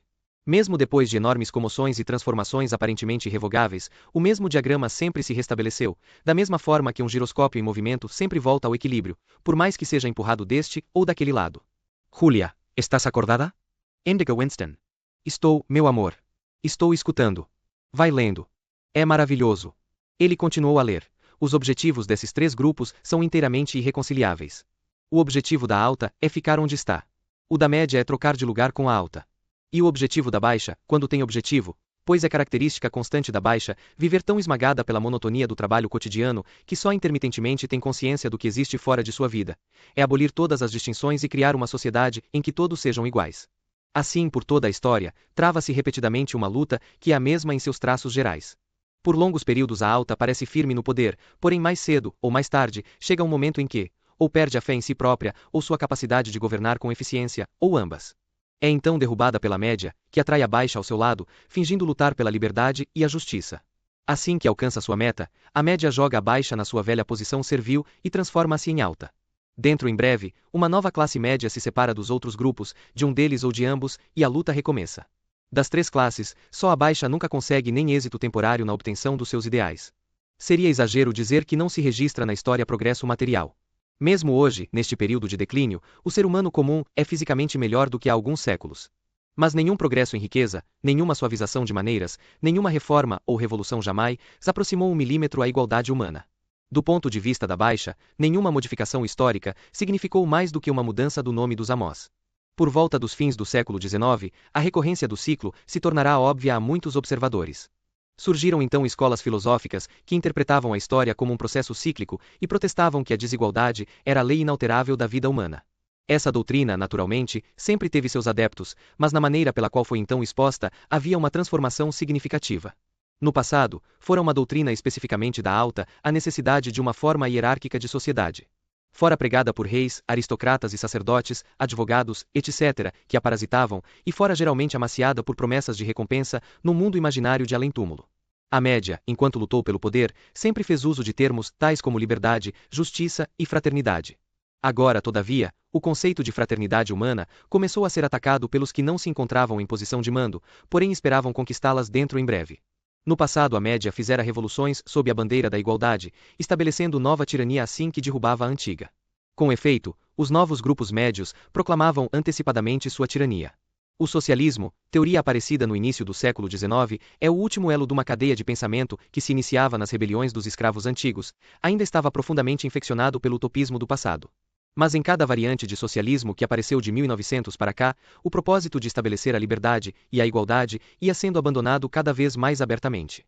Os novos movimentos que apareceram em meados do século, o Ingsoc na Oceania, o neobolchevismo na Eurásia, a adoração da morte, como é comumente chamado na Lestásia, tinham o propósito consciente de perpetuar a desliberdade e a desigualdade. Esses novos movimentos, naturalmente, surgiram dos mais antigos e tenderam a conservar o nome e a render tributo à sua ideologia. Mas o propósito de todo era deter o progresso e congelar a história num dado momento. O movimento familiar do pêndulo deveria ter lugar mais uma vez, e então parar. Como de hábito, a alta devia ser posta abaixo pela média, que então se tornaria alta. Desta vez, porém, a alta, por meio de uma estratégia consciente, conseguiria manter permanentemente sua posição. As novas doutrinas nasceram em parte por causa do acúmulo de conhecimento histórico, e o crescimento do sentido histórico, que mal existira antes do século XIX. O movimento cíclico da história era agora inteligível ou parecia ser, e sendo inteligível, era alterável. Mas a causa principal subsistente era que desde o começo do século XX, a igualdade humana se tornará tecnicamente possível. Verdade ainda que os homens não eram iguais nos seus talentos inatos, se que as funções tinham de ser especializadas de maneira que favoreciam os indivíduos contra outros, porém não havia mais nenhuma necessidade real de distinção de classe, nem de grandes diferenças de fortuna. Em épocas anteriores, as distinções não tinham sido apenas inevitáveis como desejáveis. A desigualdade era o preço da civilização. Todavia, com o desenvolvimento da produção à máquina, alterou-se o caso. Mesmo que ainda fosse necessário aos seres humanos desempenhar diferentes tipos de profissão, já não era preciso que vivessem em diferentes níveis sociais ou econômicos. Portanto, do ponto de vista dos novos grupos que estavam a pique de tomar o poder, a igualdade humana não era mais um ideal a atingir, era um perigo a evitar. Em épocas mais primitivas, quando de fato não era possível uma sociedade justa e pacífica, fora bem fácil acreditar nela. A ideia de um paraíso terreno em que os homens vivessem juntos num estado de fraternidade, sem leis nem trabalho brutal, incendiara durante milhares de anos a imaginação humana. E essa visão tinha certo fascínio mesmo sobre os grupos que realmente se beneficiaram de cada mudança histórica. Os herdeiros das revoluções inglesas, francesa e americana haviam parcialmente acreditado nas suas próprias frases a respeito dos direitos do homem, liberdade de palavra, igualdade perante a lei e quejandas, e até haviam permitido que sua conduta fosse por elas influenciadas, dentro de certos limites. Mas ao advir a quarta década do século XX, eram autoritárias todas as principais correntes de pensamento político. O paraíso terreno se desacreditara no momento exato em que se tornará realizável. Cada nova teoria política, fosse qual fosse o seu rótulo, conduzia de novo à hierarquia e à regimentação. E no endurecimento geral de atitudes verificado por volta de 1930, práticas havia longo tempo abandonadas, em alguns casos durante séculos: prisão sem julgamento, uso de prisioneiros de guerra como escravos, execuções públicas, tortura para arrancar confissões, o uso de reféns e deportação de populações inteiras. Não só voltaram a ser comuns como eram toleradas, e até defendidas, por pessoas que se consideravam esclarecidas e progressistas. Só depois de uma década de guerras nacionais, guerras civis, revoluções e contra-revoluções em toda parte do mundo que o Ingsoc e seus rivais emergiram como teorias políticas completas. Haviam porém sido antecipados por vários sistemas, geralmente chamados totalitários, aparecidos no mesmo século, sendo evidentes, havia muito tempo, as linhas principais do mundo que nasceria do caos existente. Fora também bastante evidente que tipo de pessoas controlaria este mundo. A nova aristocracia era composta na sua maioria de burocratas, cientistas, técnicos, organizadores sindicais, peritos em publicidade, sociólogos, professores, jornalistas e políticos profissionais. Esta gente, cuja origem estava na classe média assalariada e nos escalões superiores da classe operária, fora moldada e criada pelo mundo estéril da indústria monopolista e do governo centralizado. Comparada com os seus antecessores, era menos avarenta, menos tentada pelo luxo, mais faminta de poder puro e, acima de tudo, mais consciente do que fazia e mais decidida a esmagar a oposição. Esta última diferença era cardeal. Comparadas com as que existem hoje, todas as tiranias do passado foram frouxas e ineficientes. Os grupos governantes foram sempre infestados, até certo ponto, de ideias liberais, e se contentavam de deixar pontas soltas por toda parte, considerando apenas o ato patente e se desinteressando pelo raciocínio dos seus súditos. Até a Igreja Católica da Idade Média era tolerante, pelos padrões atuais. Em parte a razão deste fato residia na impossibilidade dos governos do passado manterem sob constante vigilância os seus cidadãos. A invenção da imprensa, contudo, tornou mais fácil manipular a opinião pública, processo que o filme e o rádio levaram além. Com o desenvolvimento da televisão e o progresso técnico, que tornou possível receber e transmitir simultaneamente pelo mesmo instrumento, a vida particular acabou. Cada cidadão, ou pelo menos cada cidadão suficientemente importante para merecer espionagem, passou a poder ser mantido 24 horas por dia sob os olhos da polícia e ao alcance da propaganda oficial, fechados todos os outros canais de comunicação. Existia pela primeira vez a possibilidade de fazer impor não apenas completa obediência à vontade do Estado, como também completa uniformidade de opinião em todos os súditos. Depois do período revolucionário de 1950 a 1970, a sociedade reagrupou-se, como sempre, em alta, média e baixa. Mas a nova alta, ao contrário das antecessoras, não agia por instinto. Sabia o que era preciso para garantir sua posição. Havia muito tempo se percebera que a única base segura da oligarquia é o coletivismo. A riqueza e o privilégio são mais fáceis de defender quando possuídos em conjunto. A chamada abolição da propriedade privada, que se verificou em meados do século, significou, com efeito, a concentração da propriedade em número muito menor de mãos, mas com a diferença de que os novos donos eram um grupo em vez de uma massa de indivíduos. Individualmente, nenhum membro do partido possui coisa alguma, exceto ninharias pessoais. Coletivamente, o partido é dono de tudo na Oceania, porque tudo controla, e dispõe dos seus produtos como bem lhe parece. Nos anos que se seguiram à Revolução, conseguiu galgar quase sem oposição esse posto de comando, porque todo o processo foi apresentado como ato de coletivização. Sempre se imaginara que se a classe capitalista fosse expropriada, o socialismo adviria. E inquestionavelmente, os capitalistas tinham sido expropriados. Fábricas, minas, terras, casas, transporte, tudo lhes fora tomado. E dado que não mais eram propriedade particular, evidentemente deviam ser propriedade pública.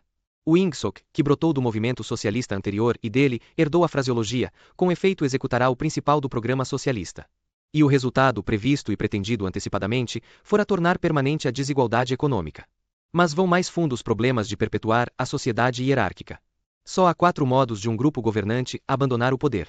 Ou é vencido de fora, ou governa tão ineficientemente que as massas são levadas à revolta, ou permite o aparecimento de um grupo médio forte e descontente, ou perde a confiança em si e a disposição de governar. Essas causas não funcionam de per si, e via de regra as 4 se apresentam em diferentes proporções. Uma classe dominante que possa se guardar contra as 4 permaneceria eternamente no poder. No fim de contas, o fator determinante é a atitude mental da própria classe dominante. Depois de meados deste século, desapareceu o primeiro perigo. As três potências em que o mundo se dividiu são de fato invencíveis, e só poderiam se tornar vulneráveis por meio de lentas mutações demográficas que um governo com amplos poderes consegue evitar facilmente. O segundo perigo também é apenas teórico. As massas nunca se revoltarão espontaneamente, e nunca se revoltarão apenas por ser oprimidas. Com efeito, se não se lhes permite ter padrões de comparação, nem ao menos se darão conta de que são oprimidas. As crises econômicas decorrentes do passado eram totalmente desnecessárias e hoje já não podem se verificar, mas podem suceder outros deslocamentos igualmente grandes, sem que haja resultados políticos, por não existir maneira de articular o descontentamento e dar-lhe vazão. No que tange ao problema da superprodução, latente em nossa sociedade desde o desenvolvimento da técnica da máquina, é resolvido por meio do método da guerra contínua, vide capítulo 3, também útil para manter o moral público no diapasão desejado.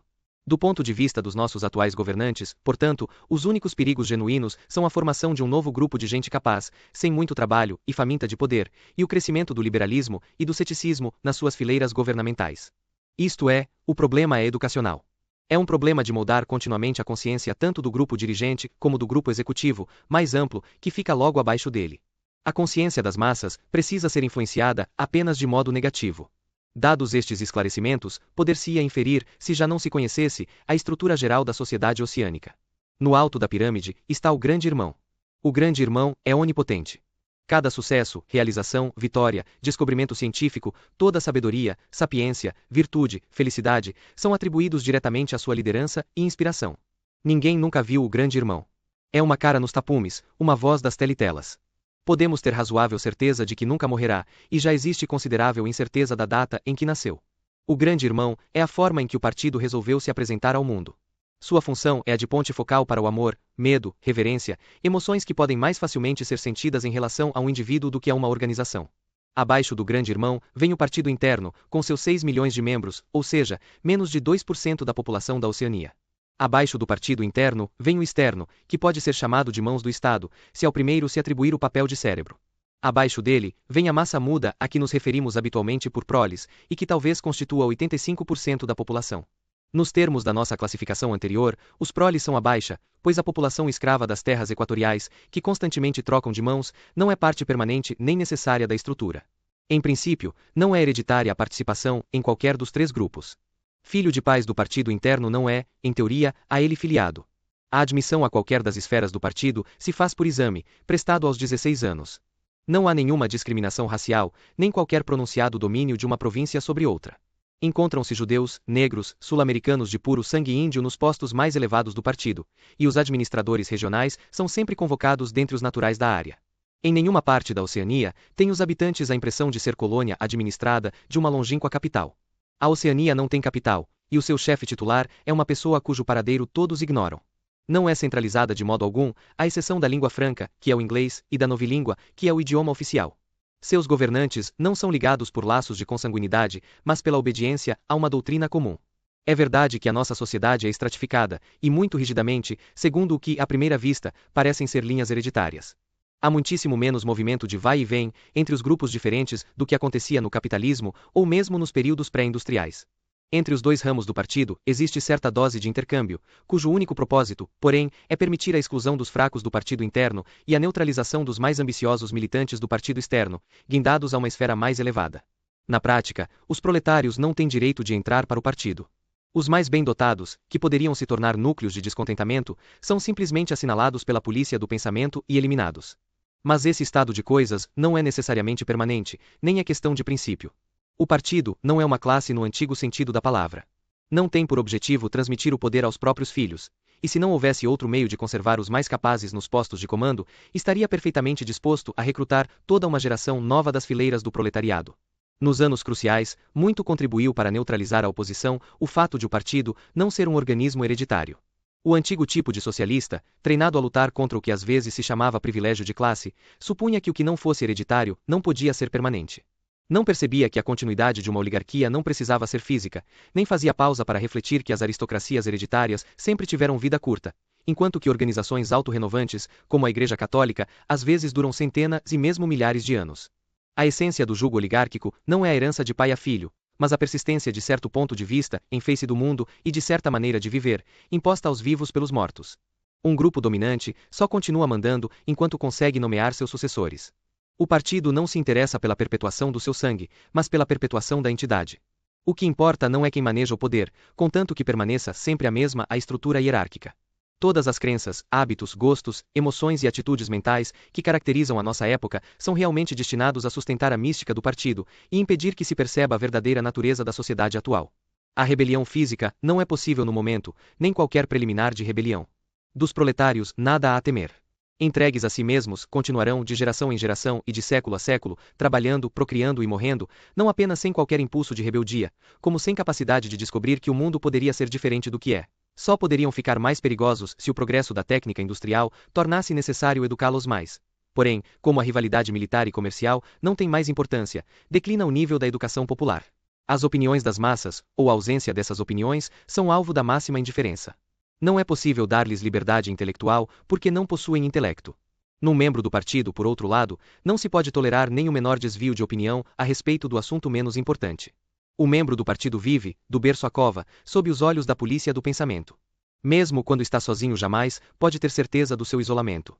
Onde quer que esteja, dormindo ou acordado, trabalhando ou descansando, no banho ou na cama, pode ser examinado sem aviso e sem saber que o examinam. Nada do que ele faz é indiferente. Suas amizades, seus divertimentos, sua conduta em relação à esposa e aos filhos, a expressão de seu rosto quando está só, as palavras que murmura no sono, e até os movimentos característicos do seu corpo, é tudo ciosamente analisado. É certo que descobrem não apenas as mais minúsculas infrações, como qualquer excentricidade, por pequena que seja, qualquer modificação de hábitos, qualquer maneirismo nervoso que possa ser o sintoma de uma luta íntima. Não tem liberdade de escolha em direção alguma. Por outro lado, seus atos não são regulados pela lei, nem por nenhum código legal, claramente formulado. Na Oceania não existe lei. Pensamentos e atos que, descobertos, resultariam em morte certa, não são formalmente proibidos, e os intermináveis expurgos, prisões, torturas, detenções e vaporizações não são infligidos como castigo por crimes realmente cometidos, mas são apenas a liquidação de pessoas que poderiam talvez cometer um crime no futuro. O membro do partido não só deve ter as opiniões certas, como os instintos certos. Muitas das crenças e atitudes dele exigidas não são nunca declaradas abertamente, e não poderiam ser esmiuçadas sem pôr a nu as contradições inerentes do INCSOC. Se for uma pessoa naturalmente ortodoxa, em novilíngua bem pensante, saberá, em todas as circunstâncias, sem precisar raciocinar, qual é a verdadeira crença e a emoção desejável. Mas, de qualquer maneira, um trabalhoso treino mental, a que se submeteu na infância, e que gira em torno das palavras novilinguísticas crime de ter, negro branco e duplo pensar, faz com que ele não tenha nem disposição, nem capacidade para pensar a fundo em coisa alguma. Espera-se que o membro do partido não tenha emoções pessoais, nem lapsos de entusiasmo. Supõe-se que viva num frenesi contínuo de ódio aos inimigos estrangeiros e aos traidores internos, de gozo ante as vitórias e de autodegradação perante o poderio e a sabedoria do partido. Os descontentamentos produzidos por essa vida nua e insatisfatória são deliberadamente purgados e dissipados por estratagemas, tais como os 2 minutos de ódio, e as especulações que poderiam vir a induzir uma atitude de ceticismo ou de rebeldia são antecipadamente suprimidas pela disciplina aprendida na infância. O primeiro e mais simples estágio dessa disciplina, e pelo qual passam até as crianças de tenra idade, chama-se, em novilíngua, crime de ter. Crime de ter é a faculdade de deter, de paralisar, como por instinto, no limiar, qualquer pensamento perigoso. Inclui o poder de não perceber analogias, de não conseguir observar erros de lógica, de não compreender os argumentos mais simples e hostis ao INCSOC, e de se aborrecer ou enojar por qualquer trem de pensamentos que possa tomar rumo herético. Crime de ter, em suma, significa estupidez protetora. Mas estupidez não basta. Pelo contrário, a ortodoxia na sua expressão lata, exige sobre o processo mental do indivíduo controle tão completo quanto o de um contorcionista sobre seu corpo. Em última análise, a sociedade oceânica repousa na crença de que o grande irmão é onipotente e o partido infalível. Mas como na realidade nem o grande irmão é onipotente nem o partido infalível, é preciso haver uma incansável flexibilidade, de momento a momento, na interpretação dos fatos. Aqui, a palavra-chave é negro-branco. Como tantas outras palavras da novilíngua, esta tem 2 sentidos mutuamente contraditórios. Aplicada a um adversário, caracteriza o hábito de afirmar impudentemente que o negro é branco, em contradição aos fatos evidentes. Aplicada a um membro do partido, significa a leal disposição de dizer que o preto é branco quando o partido o exige. Significa também a capacidade de acreditar que o preto é branco, e mais ainda, de saber que o preto é branco, e de acreditar que jamais se imaginou o contrário. Isto exige contínua alteração do passado, possibilitada pelo sistema de raciocínio, que na verdade abrange tudo mais, e que em novilíngua se chama duplo pensar. A alteração do passado é necessária por 2 razões, uma das quais é subsidiária, e por assim dizer precatória.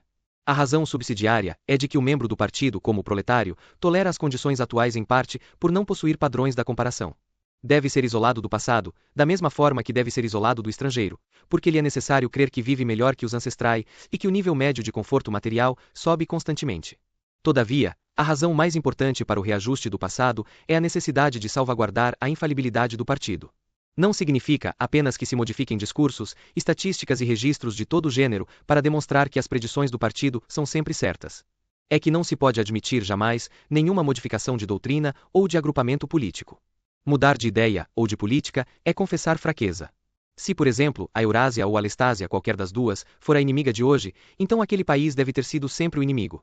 E se os fatos dizem coisas diferentes, então é preciso alterá-los. Assim se reescreve continuamente a história. Essa falsificação cotidiana do passado, realizada pelo Ministério da Verdade, é tão necessária à estabilidade do regime como o trabalho de repressão e espionagem levado a cabo pelo Ministério do Amor. A mutabilidade do passado é o dogma central do INCSOC. Argue-se que os acontecimentos passados não têm existência objetiva, porém só sobrevivem em registros escritos e na memória humana. O passado é o que dizem os registros e as memórias. E como o partido tem pleno controle de todos os registros, e igualmente do cérebro dos seus membros, segue-se que o passado é o que o partido deseja que seja. Segue-se também que, embora o passado seja alterável, jamais foi alterado num caso específico. Pois quando é reescrito na forma conveniente, a nova versão passa a ser o passado, e nada diferente pode ter existido. Isto se aplica mesmo quando, como acontece com frequência, o mesmo sucesso tem que ser alterado várias vezes no decurso de um ano. Todas as vezes o partido é detentor da verdade absoluta, e claramente o absoluto não pode nunca ser diferente do que é agora. Ver-se-á que o controle do passado depende, acima de tudo, do treino da memória.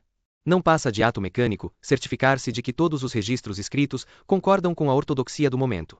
Mas também é necessário recordar que os acontecimentos se deram da maneira desejada. E se for necessário rearranjar as lembranças de cada um, ou alterar os registros escritos, então é necessário esquecer que assim se procedeu. Esse é um truque que pode ser aprendido como se aprende qualquer outra técnica mental. É aprendido pela maioria dos membros do partido, e certamente, por todos que são tão inteligentes quanto ortodoxos. Em anticlíngua chama-se com toda a franqueza, controle da realidade. Em novilíngua, chama-se duplipensar, conquanto duplipensar abranja muita coisa a mais. Duplipensar quer dizer a capacidade de guardar simultaneamente na cabeça duas crenças contraditórias, e aceitá-las ambas. O intelectual do partido sabe em que direção suas lembranças devem ser alteradas, portanto sabe que está aplicando um truque na realidade, mas pelo exercício do duplipensar ele se convence também de que a realidade não está sendo violada. O processo tem de ser consciente, ou não seria realizado com a precisão suficiente, mas também deve ser inconsciente, ou provocaria uma sensação de falsidade e, portanto, de culpa. O duplipensar é a pedra basilar do INCSOC, já que a ação essencial do partido é usar a fraude consciente ao mesmo tempo que conserva a firmeza de propósito que acompanha a honestidade completa. Dizer mentiras deliberadas e nelas acreditar piamente, esquecer qualquer fato que se haja tornado inconveniente, e depois, quando de novo se tornar preciso, arrancá-lo do ouvido o tempo suficiente à sua utilidade, negar a existência da realidade objetiva e, ao mesmo tempo, perceber a realidade que se nega. Tudo isso é indispensável. Mesmo no emprego da palavra duplipensar, é necessário duplipensar. Pois, usando-se a palavra admite-se que se está mexendo na realidade. É preciso um novo ato de duplipensar para apagar essa percepção, e assim por diante, indefinidamente, a mentira sempre um passo além da realidade. Em última análise, foi por meio do duplipensar que o partido conseguiu, e tanto quanto sabemos, continuará, milhares de anos, deter o curso da história. No passado, as oligarquias caíram do poder por se ossificarem, ou se amolecerem. Ou se tornaram estúpidas e arrogantes, deixando de se ajustar às novas circunstâncias, e foram derrubadas. Ou se tornaram liberais e covardes, fizeram concessões quando deviam ter usado força, e por isso foram apeadas do poder. Em outras palavras, caíram pela consciência ou a inconsciência. A grande obra do partido é ter produzido um sistema de pensamento no qual ambas as condições podem coexistir. Não poderia ser permanente o domínio do partido em nenhuma outra base intelectual. Para se dominar e continuar dominando, é preciso deslocar o sentido de realidade. Pois o segredo do mando é combinar a crença na própria infalibilidade com a capacidade de aprender com os erros anteriores. Não há quase necessidade de dizer que os mais sutis praticantes do duplipensar são os que o inventaram e sabem que é um vasto sistema de fraude mental. Em nossa sociedade, os que têm o melhor conhecimento do que sucede são também os que estão mais longe de ver o mundo tal qual é.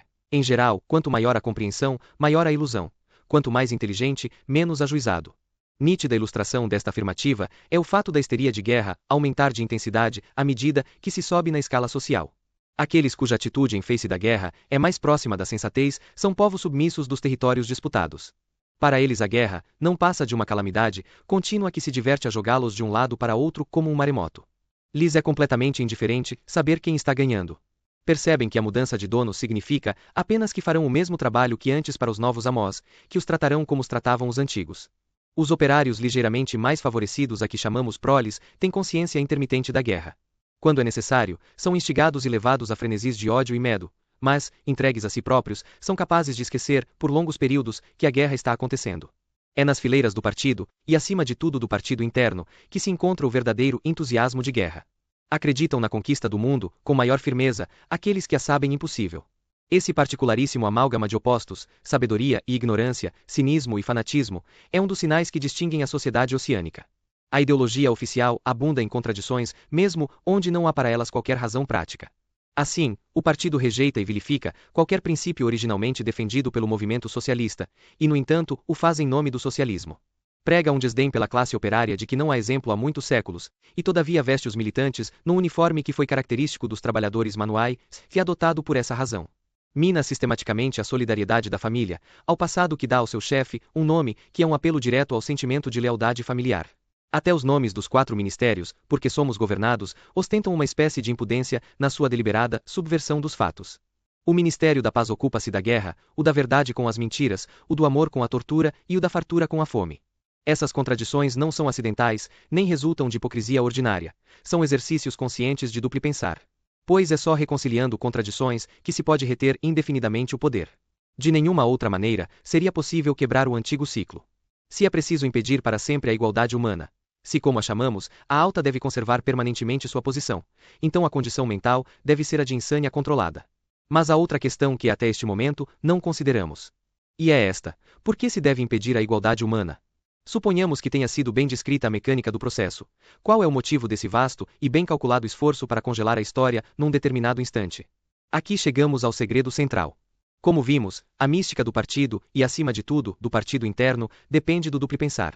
Mais fundo do que isto, porém, há o motivo original, o instinto jamais posto em dúvida, que primeiro levou à conquista do poder e gerou o duplo pensar, a polícia do pensamento, a guerra contínua e todo o restante equipamento necessário. Esse motivo realmente consiste. Winston dera-se conta do silêncio, como quem percebe um novo som. Parecia-lhe que Júlia estava muito quieta havia bastante tempo. Estava deitada de lado, nua da cintura para cima, com a face apoiada na mão e um cacho de cabelo castanho caído sobre os olhos. O peito subia e descia com regularidade. Julia? Nenhuma resposta. Julia, estás acordada? Nenhuma resposta. Estava dormindo. Ele fechou o livro, pousou-o cuidadosamente no soalho, deitou-se e puxou a colcha sobre ambos. Refletiu que ainda não aprenderá o segredo final. Compreendia como, ainda não entendia por quê. O capítulo 1, como o 3, não lhe dissera nada que já não soubesse, apenas sistematizara o conhecimento que já possuía. Mas depois de lê-lo, tinha maior certeza de não estar louco. Estar em minoria, mesmo em minoria de não era sintoma de loucura. Havia verdade e havia mentira, e não se está louco porque se insiste em se agarrar à verdade, mesmo contra o mundo todo. Um raio amarelo do sol poente penetrou em oblíqua pela janela e iluminou o travesseiro. Ele fechou os olhos. O sol no rosto e o corpo macio da moça, encostado ao seu, davam-lhe um forte sentimento de sonolência e confiança. Estava em segurança, e tudo ia bem. Adormeceu murmurando: a sanidade mental não é questão de estatística, e com a impressão de que essas palavras continham profunda sabedoria.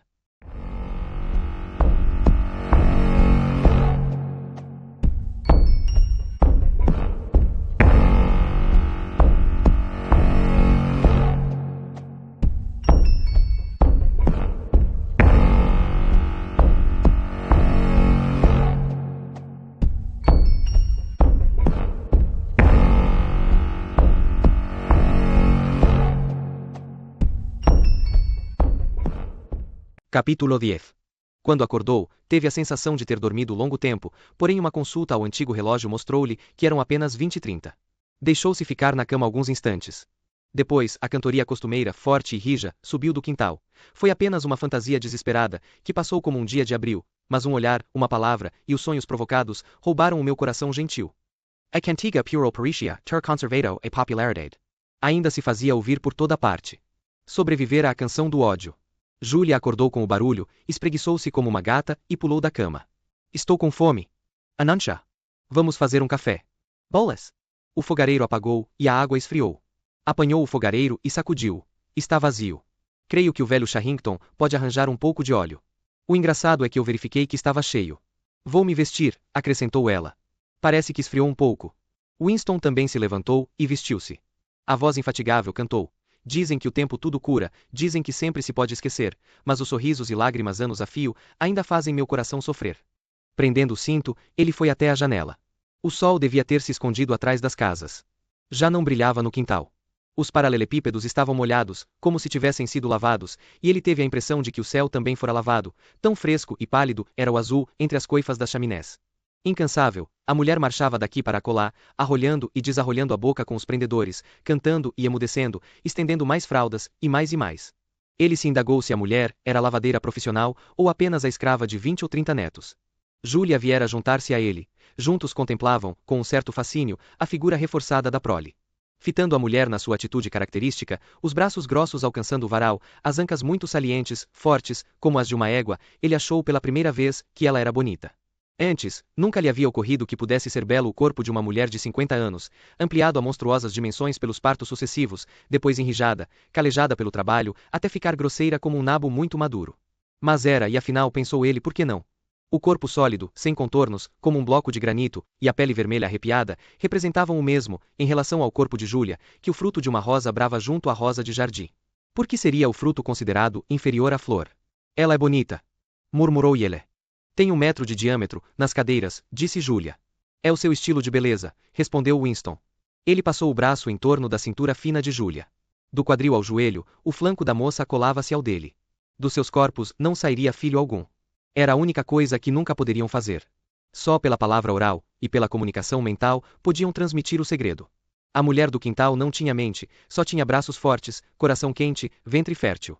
Ele gostaria de saber quantos filhos ela tivera. Talvez quinze, facilmente. Tivera o seu floramento momentâneo, 1 ano talvez de beleza de rosa brava e depois, inchara de repente, como um fruto fertilizado, tornando-se dura, vermelha e rústica, e a sua vida fora apenas lavar, esfregar, remendar, cozinhar, varrer, polir, consertar, esfregar, lavar, primeiro para os filhos, depois para os netos, durante 30 anos sem interrupção. E no fim ainda cantava. A reverência mística que Winston por ela sentia misturava-se, de certo modo, com o aspecto do céu pálido e sem nuvens, dilatando-se, por trás das chaminés, e atingindo distâncias intermináveis. Era curioso pensar que o céu era o mesmo para todos, na Eurásia como na Lestásia, como na Oceania. E o povo que vivia sob o céu era também muito parecido. Por toda parte, em todo o mundo, centenas ou milhares de milhões de pessoas exatamente assim, ignorantes da existência dos outros, separadas por muralhas de ódios e mentiras, e no entanto quase exatamente iguais. Gente que nunca aprenderá a pensar mas guardava no coração, no ventre e nos músculos a força que um dia revolucionaria o mundo. Se esperança havia, estava nos proles. Sem ler o livro até o fim, sabia que devia ser essa a mensagem final de Goldstein. All futuro pertencia aos proles. E poderia ter a certeza de que, quando chegasse o momento, o mundo que construiriam não lhe seria tão alheio, a ele, a Winston Smith, quanto o mundo do partido. Sim, porque ao menos seria um mundo de sanidade mental. Onde há igualdade, há sanidade. Mais cedo, ou mais tarde aconteceria, a força se transformaria em consciência. Os proles eram imortais, não era possível duvidar-se, fitando a valente figura da mulher no pátio. Por fim, chegaria o seu despertar. E até que isso acontecesse, nem que levasse 1000 anos para acontecer, aguentariam vivos contra tudo, como os pássaros, transmitindo de corpo a corpo a vitalidade que o partido não possuía e que não podia matar. Lembras-te do tordo? Perguntou ele, que cantou para nós o primeiro dia, na borda do bosque? Não estava cantando para nós, disse Júlia. Estava cantando para se distrair. Nem isso. Apenas cantava. Os pássaros cantavam, os proles cantavam, o partido não cantava. No mundo inteiro, em Londres e em Nova York, na África e no Brasil e nas terras misteriosas e proibidas de além fronteiras, nas ruas de Paris e Berlim, nas aldeias da infindável planície russa, nos bazares da China e do Japão, em toda parte a mesma figura sólida, invencível, que o trabalho e os partos sucessivos haviam tornado monstruosa, trabalhando desde nascer até morrer, e sempre cantando. Daqueles corpos robustos, viria um dia uma raça de seres conscientes. O futuro era deles.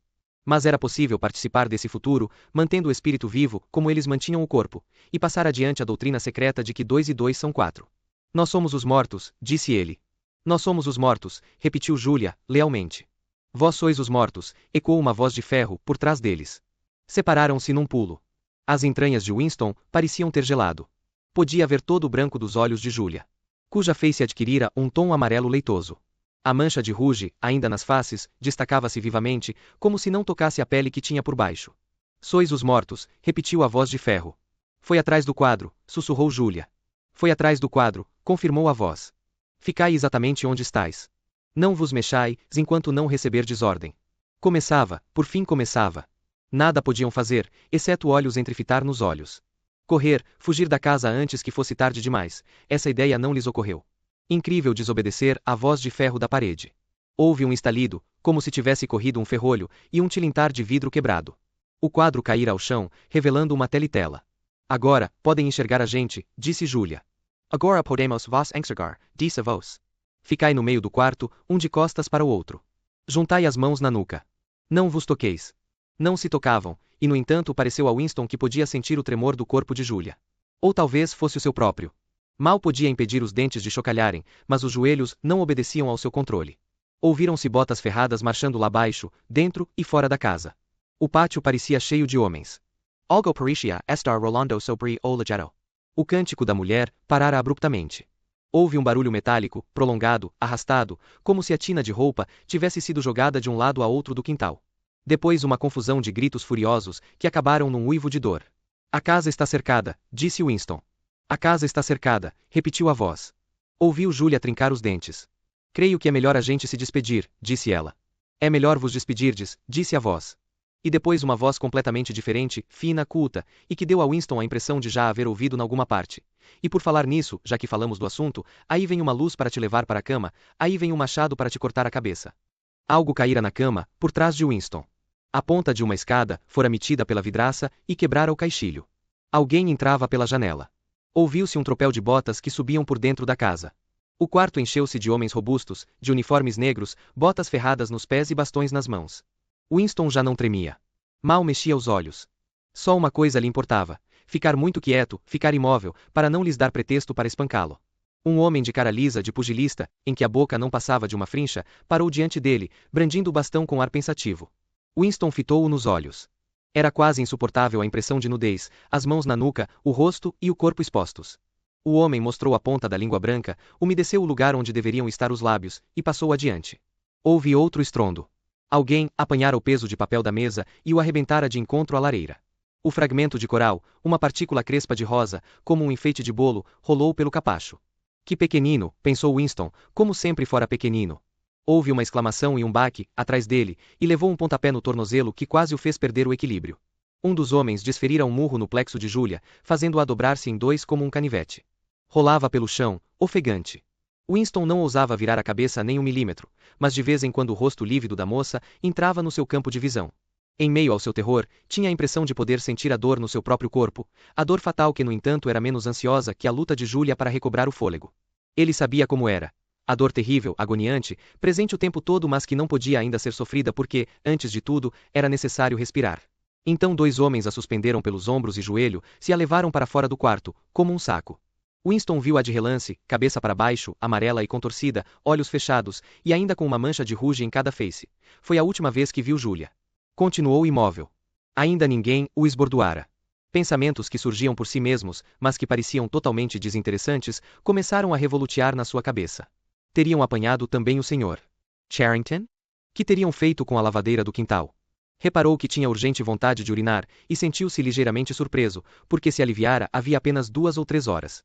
Observou que o velho relógio da lareira marcava 9, significando 21 horas. Mas a luz lhe parecia forte demais. Já não deveria estar esmorecendo às 21, em agosto. Seria possível que ele e Júlia se tivessem enganado, dormido mais de 10 horas e acreditado que fossem 20h30, quando na verdade eram 8h30 da manhã seguinte. Não prosseguiu no raciocínio. Não o interessava. Outro passo, mais ligeiro, se fez ouvir no corredor. O Sr. Charrington entrou no quarto. De repente, tornou-se mais cortês a conduta dos homens de uniforme negro. Na aparência do Sr. Charrington algo também se modificara. Seu olhar tombou sobre os fragmentos do peso de papéis. Recolhe esses pedaços, disse, imperiosamente. O homem abaixou-se e obedeceu. O sotaque londrino desaparecera. Winston repentinamente percebeu de quem era a voz que ouvirá, não havia muito, pela teletela. O Sr. Charrington ainda usava o paletó de veludo velho, mas o cabelo, antes quase todo grisalho, enegrecera de novo. Não usava mais óculos. Lançou a Winston um olhar único percussiente, como se lhe verificasse a identidade, e não tornou a lhe dar atenção. Ainda era reconhecível, mas não era mais a mesma pessoa. O corpo se endireitara, e ele parecia maior, mais alto. A face sofrerá apenas modificações minúsculas, que, no entanto, haviam operado completa transformação. As sobrancelhas negras eram menos bastas, as rugas tinham sumido, e toda a fisionomia parecerá se alterar. Até o nariz parecia mais curto. Era o rosto alerta e frio de um homem de seus 35 anos. E a Winston, ocorreu que pela primeira vez na vida, punha os olhos num componente da polícia do pensamento.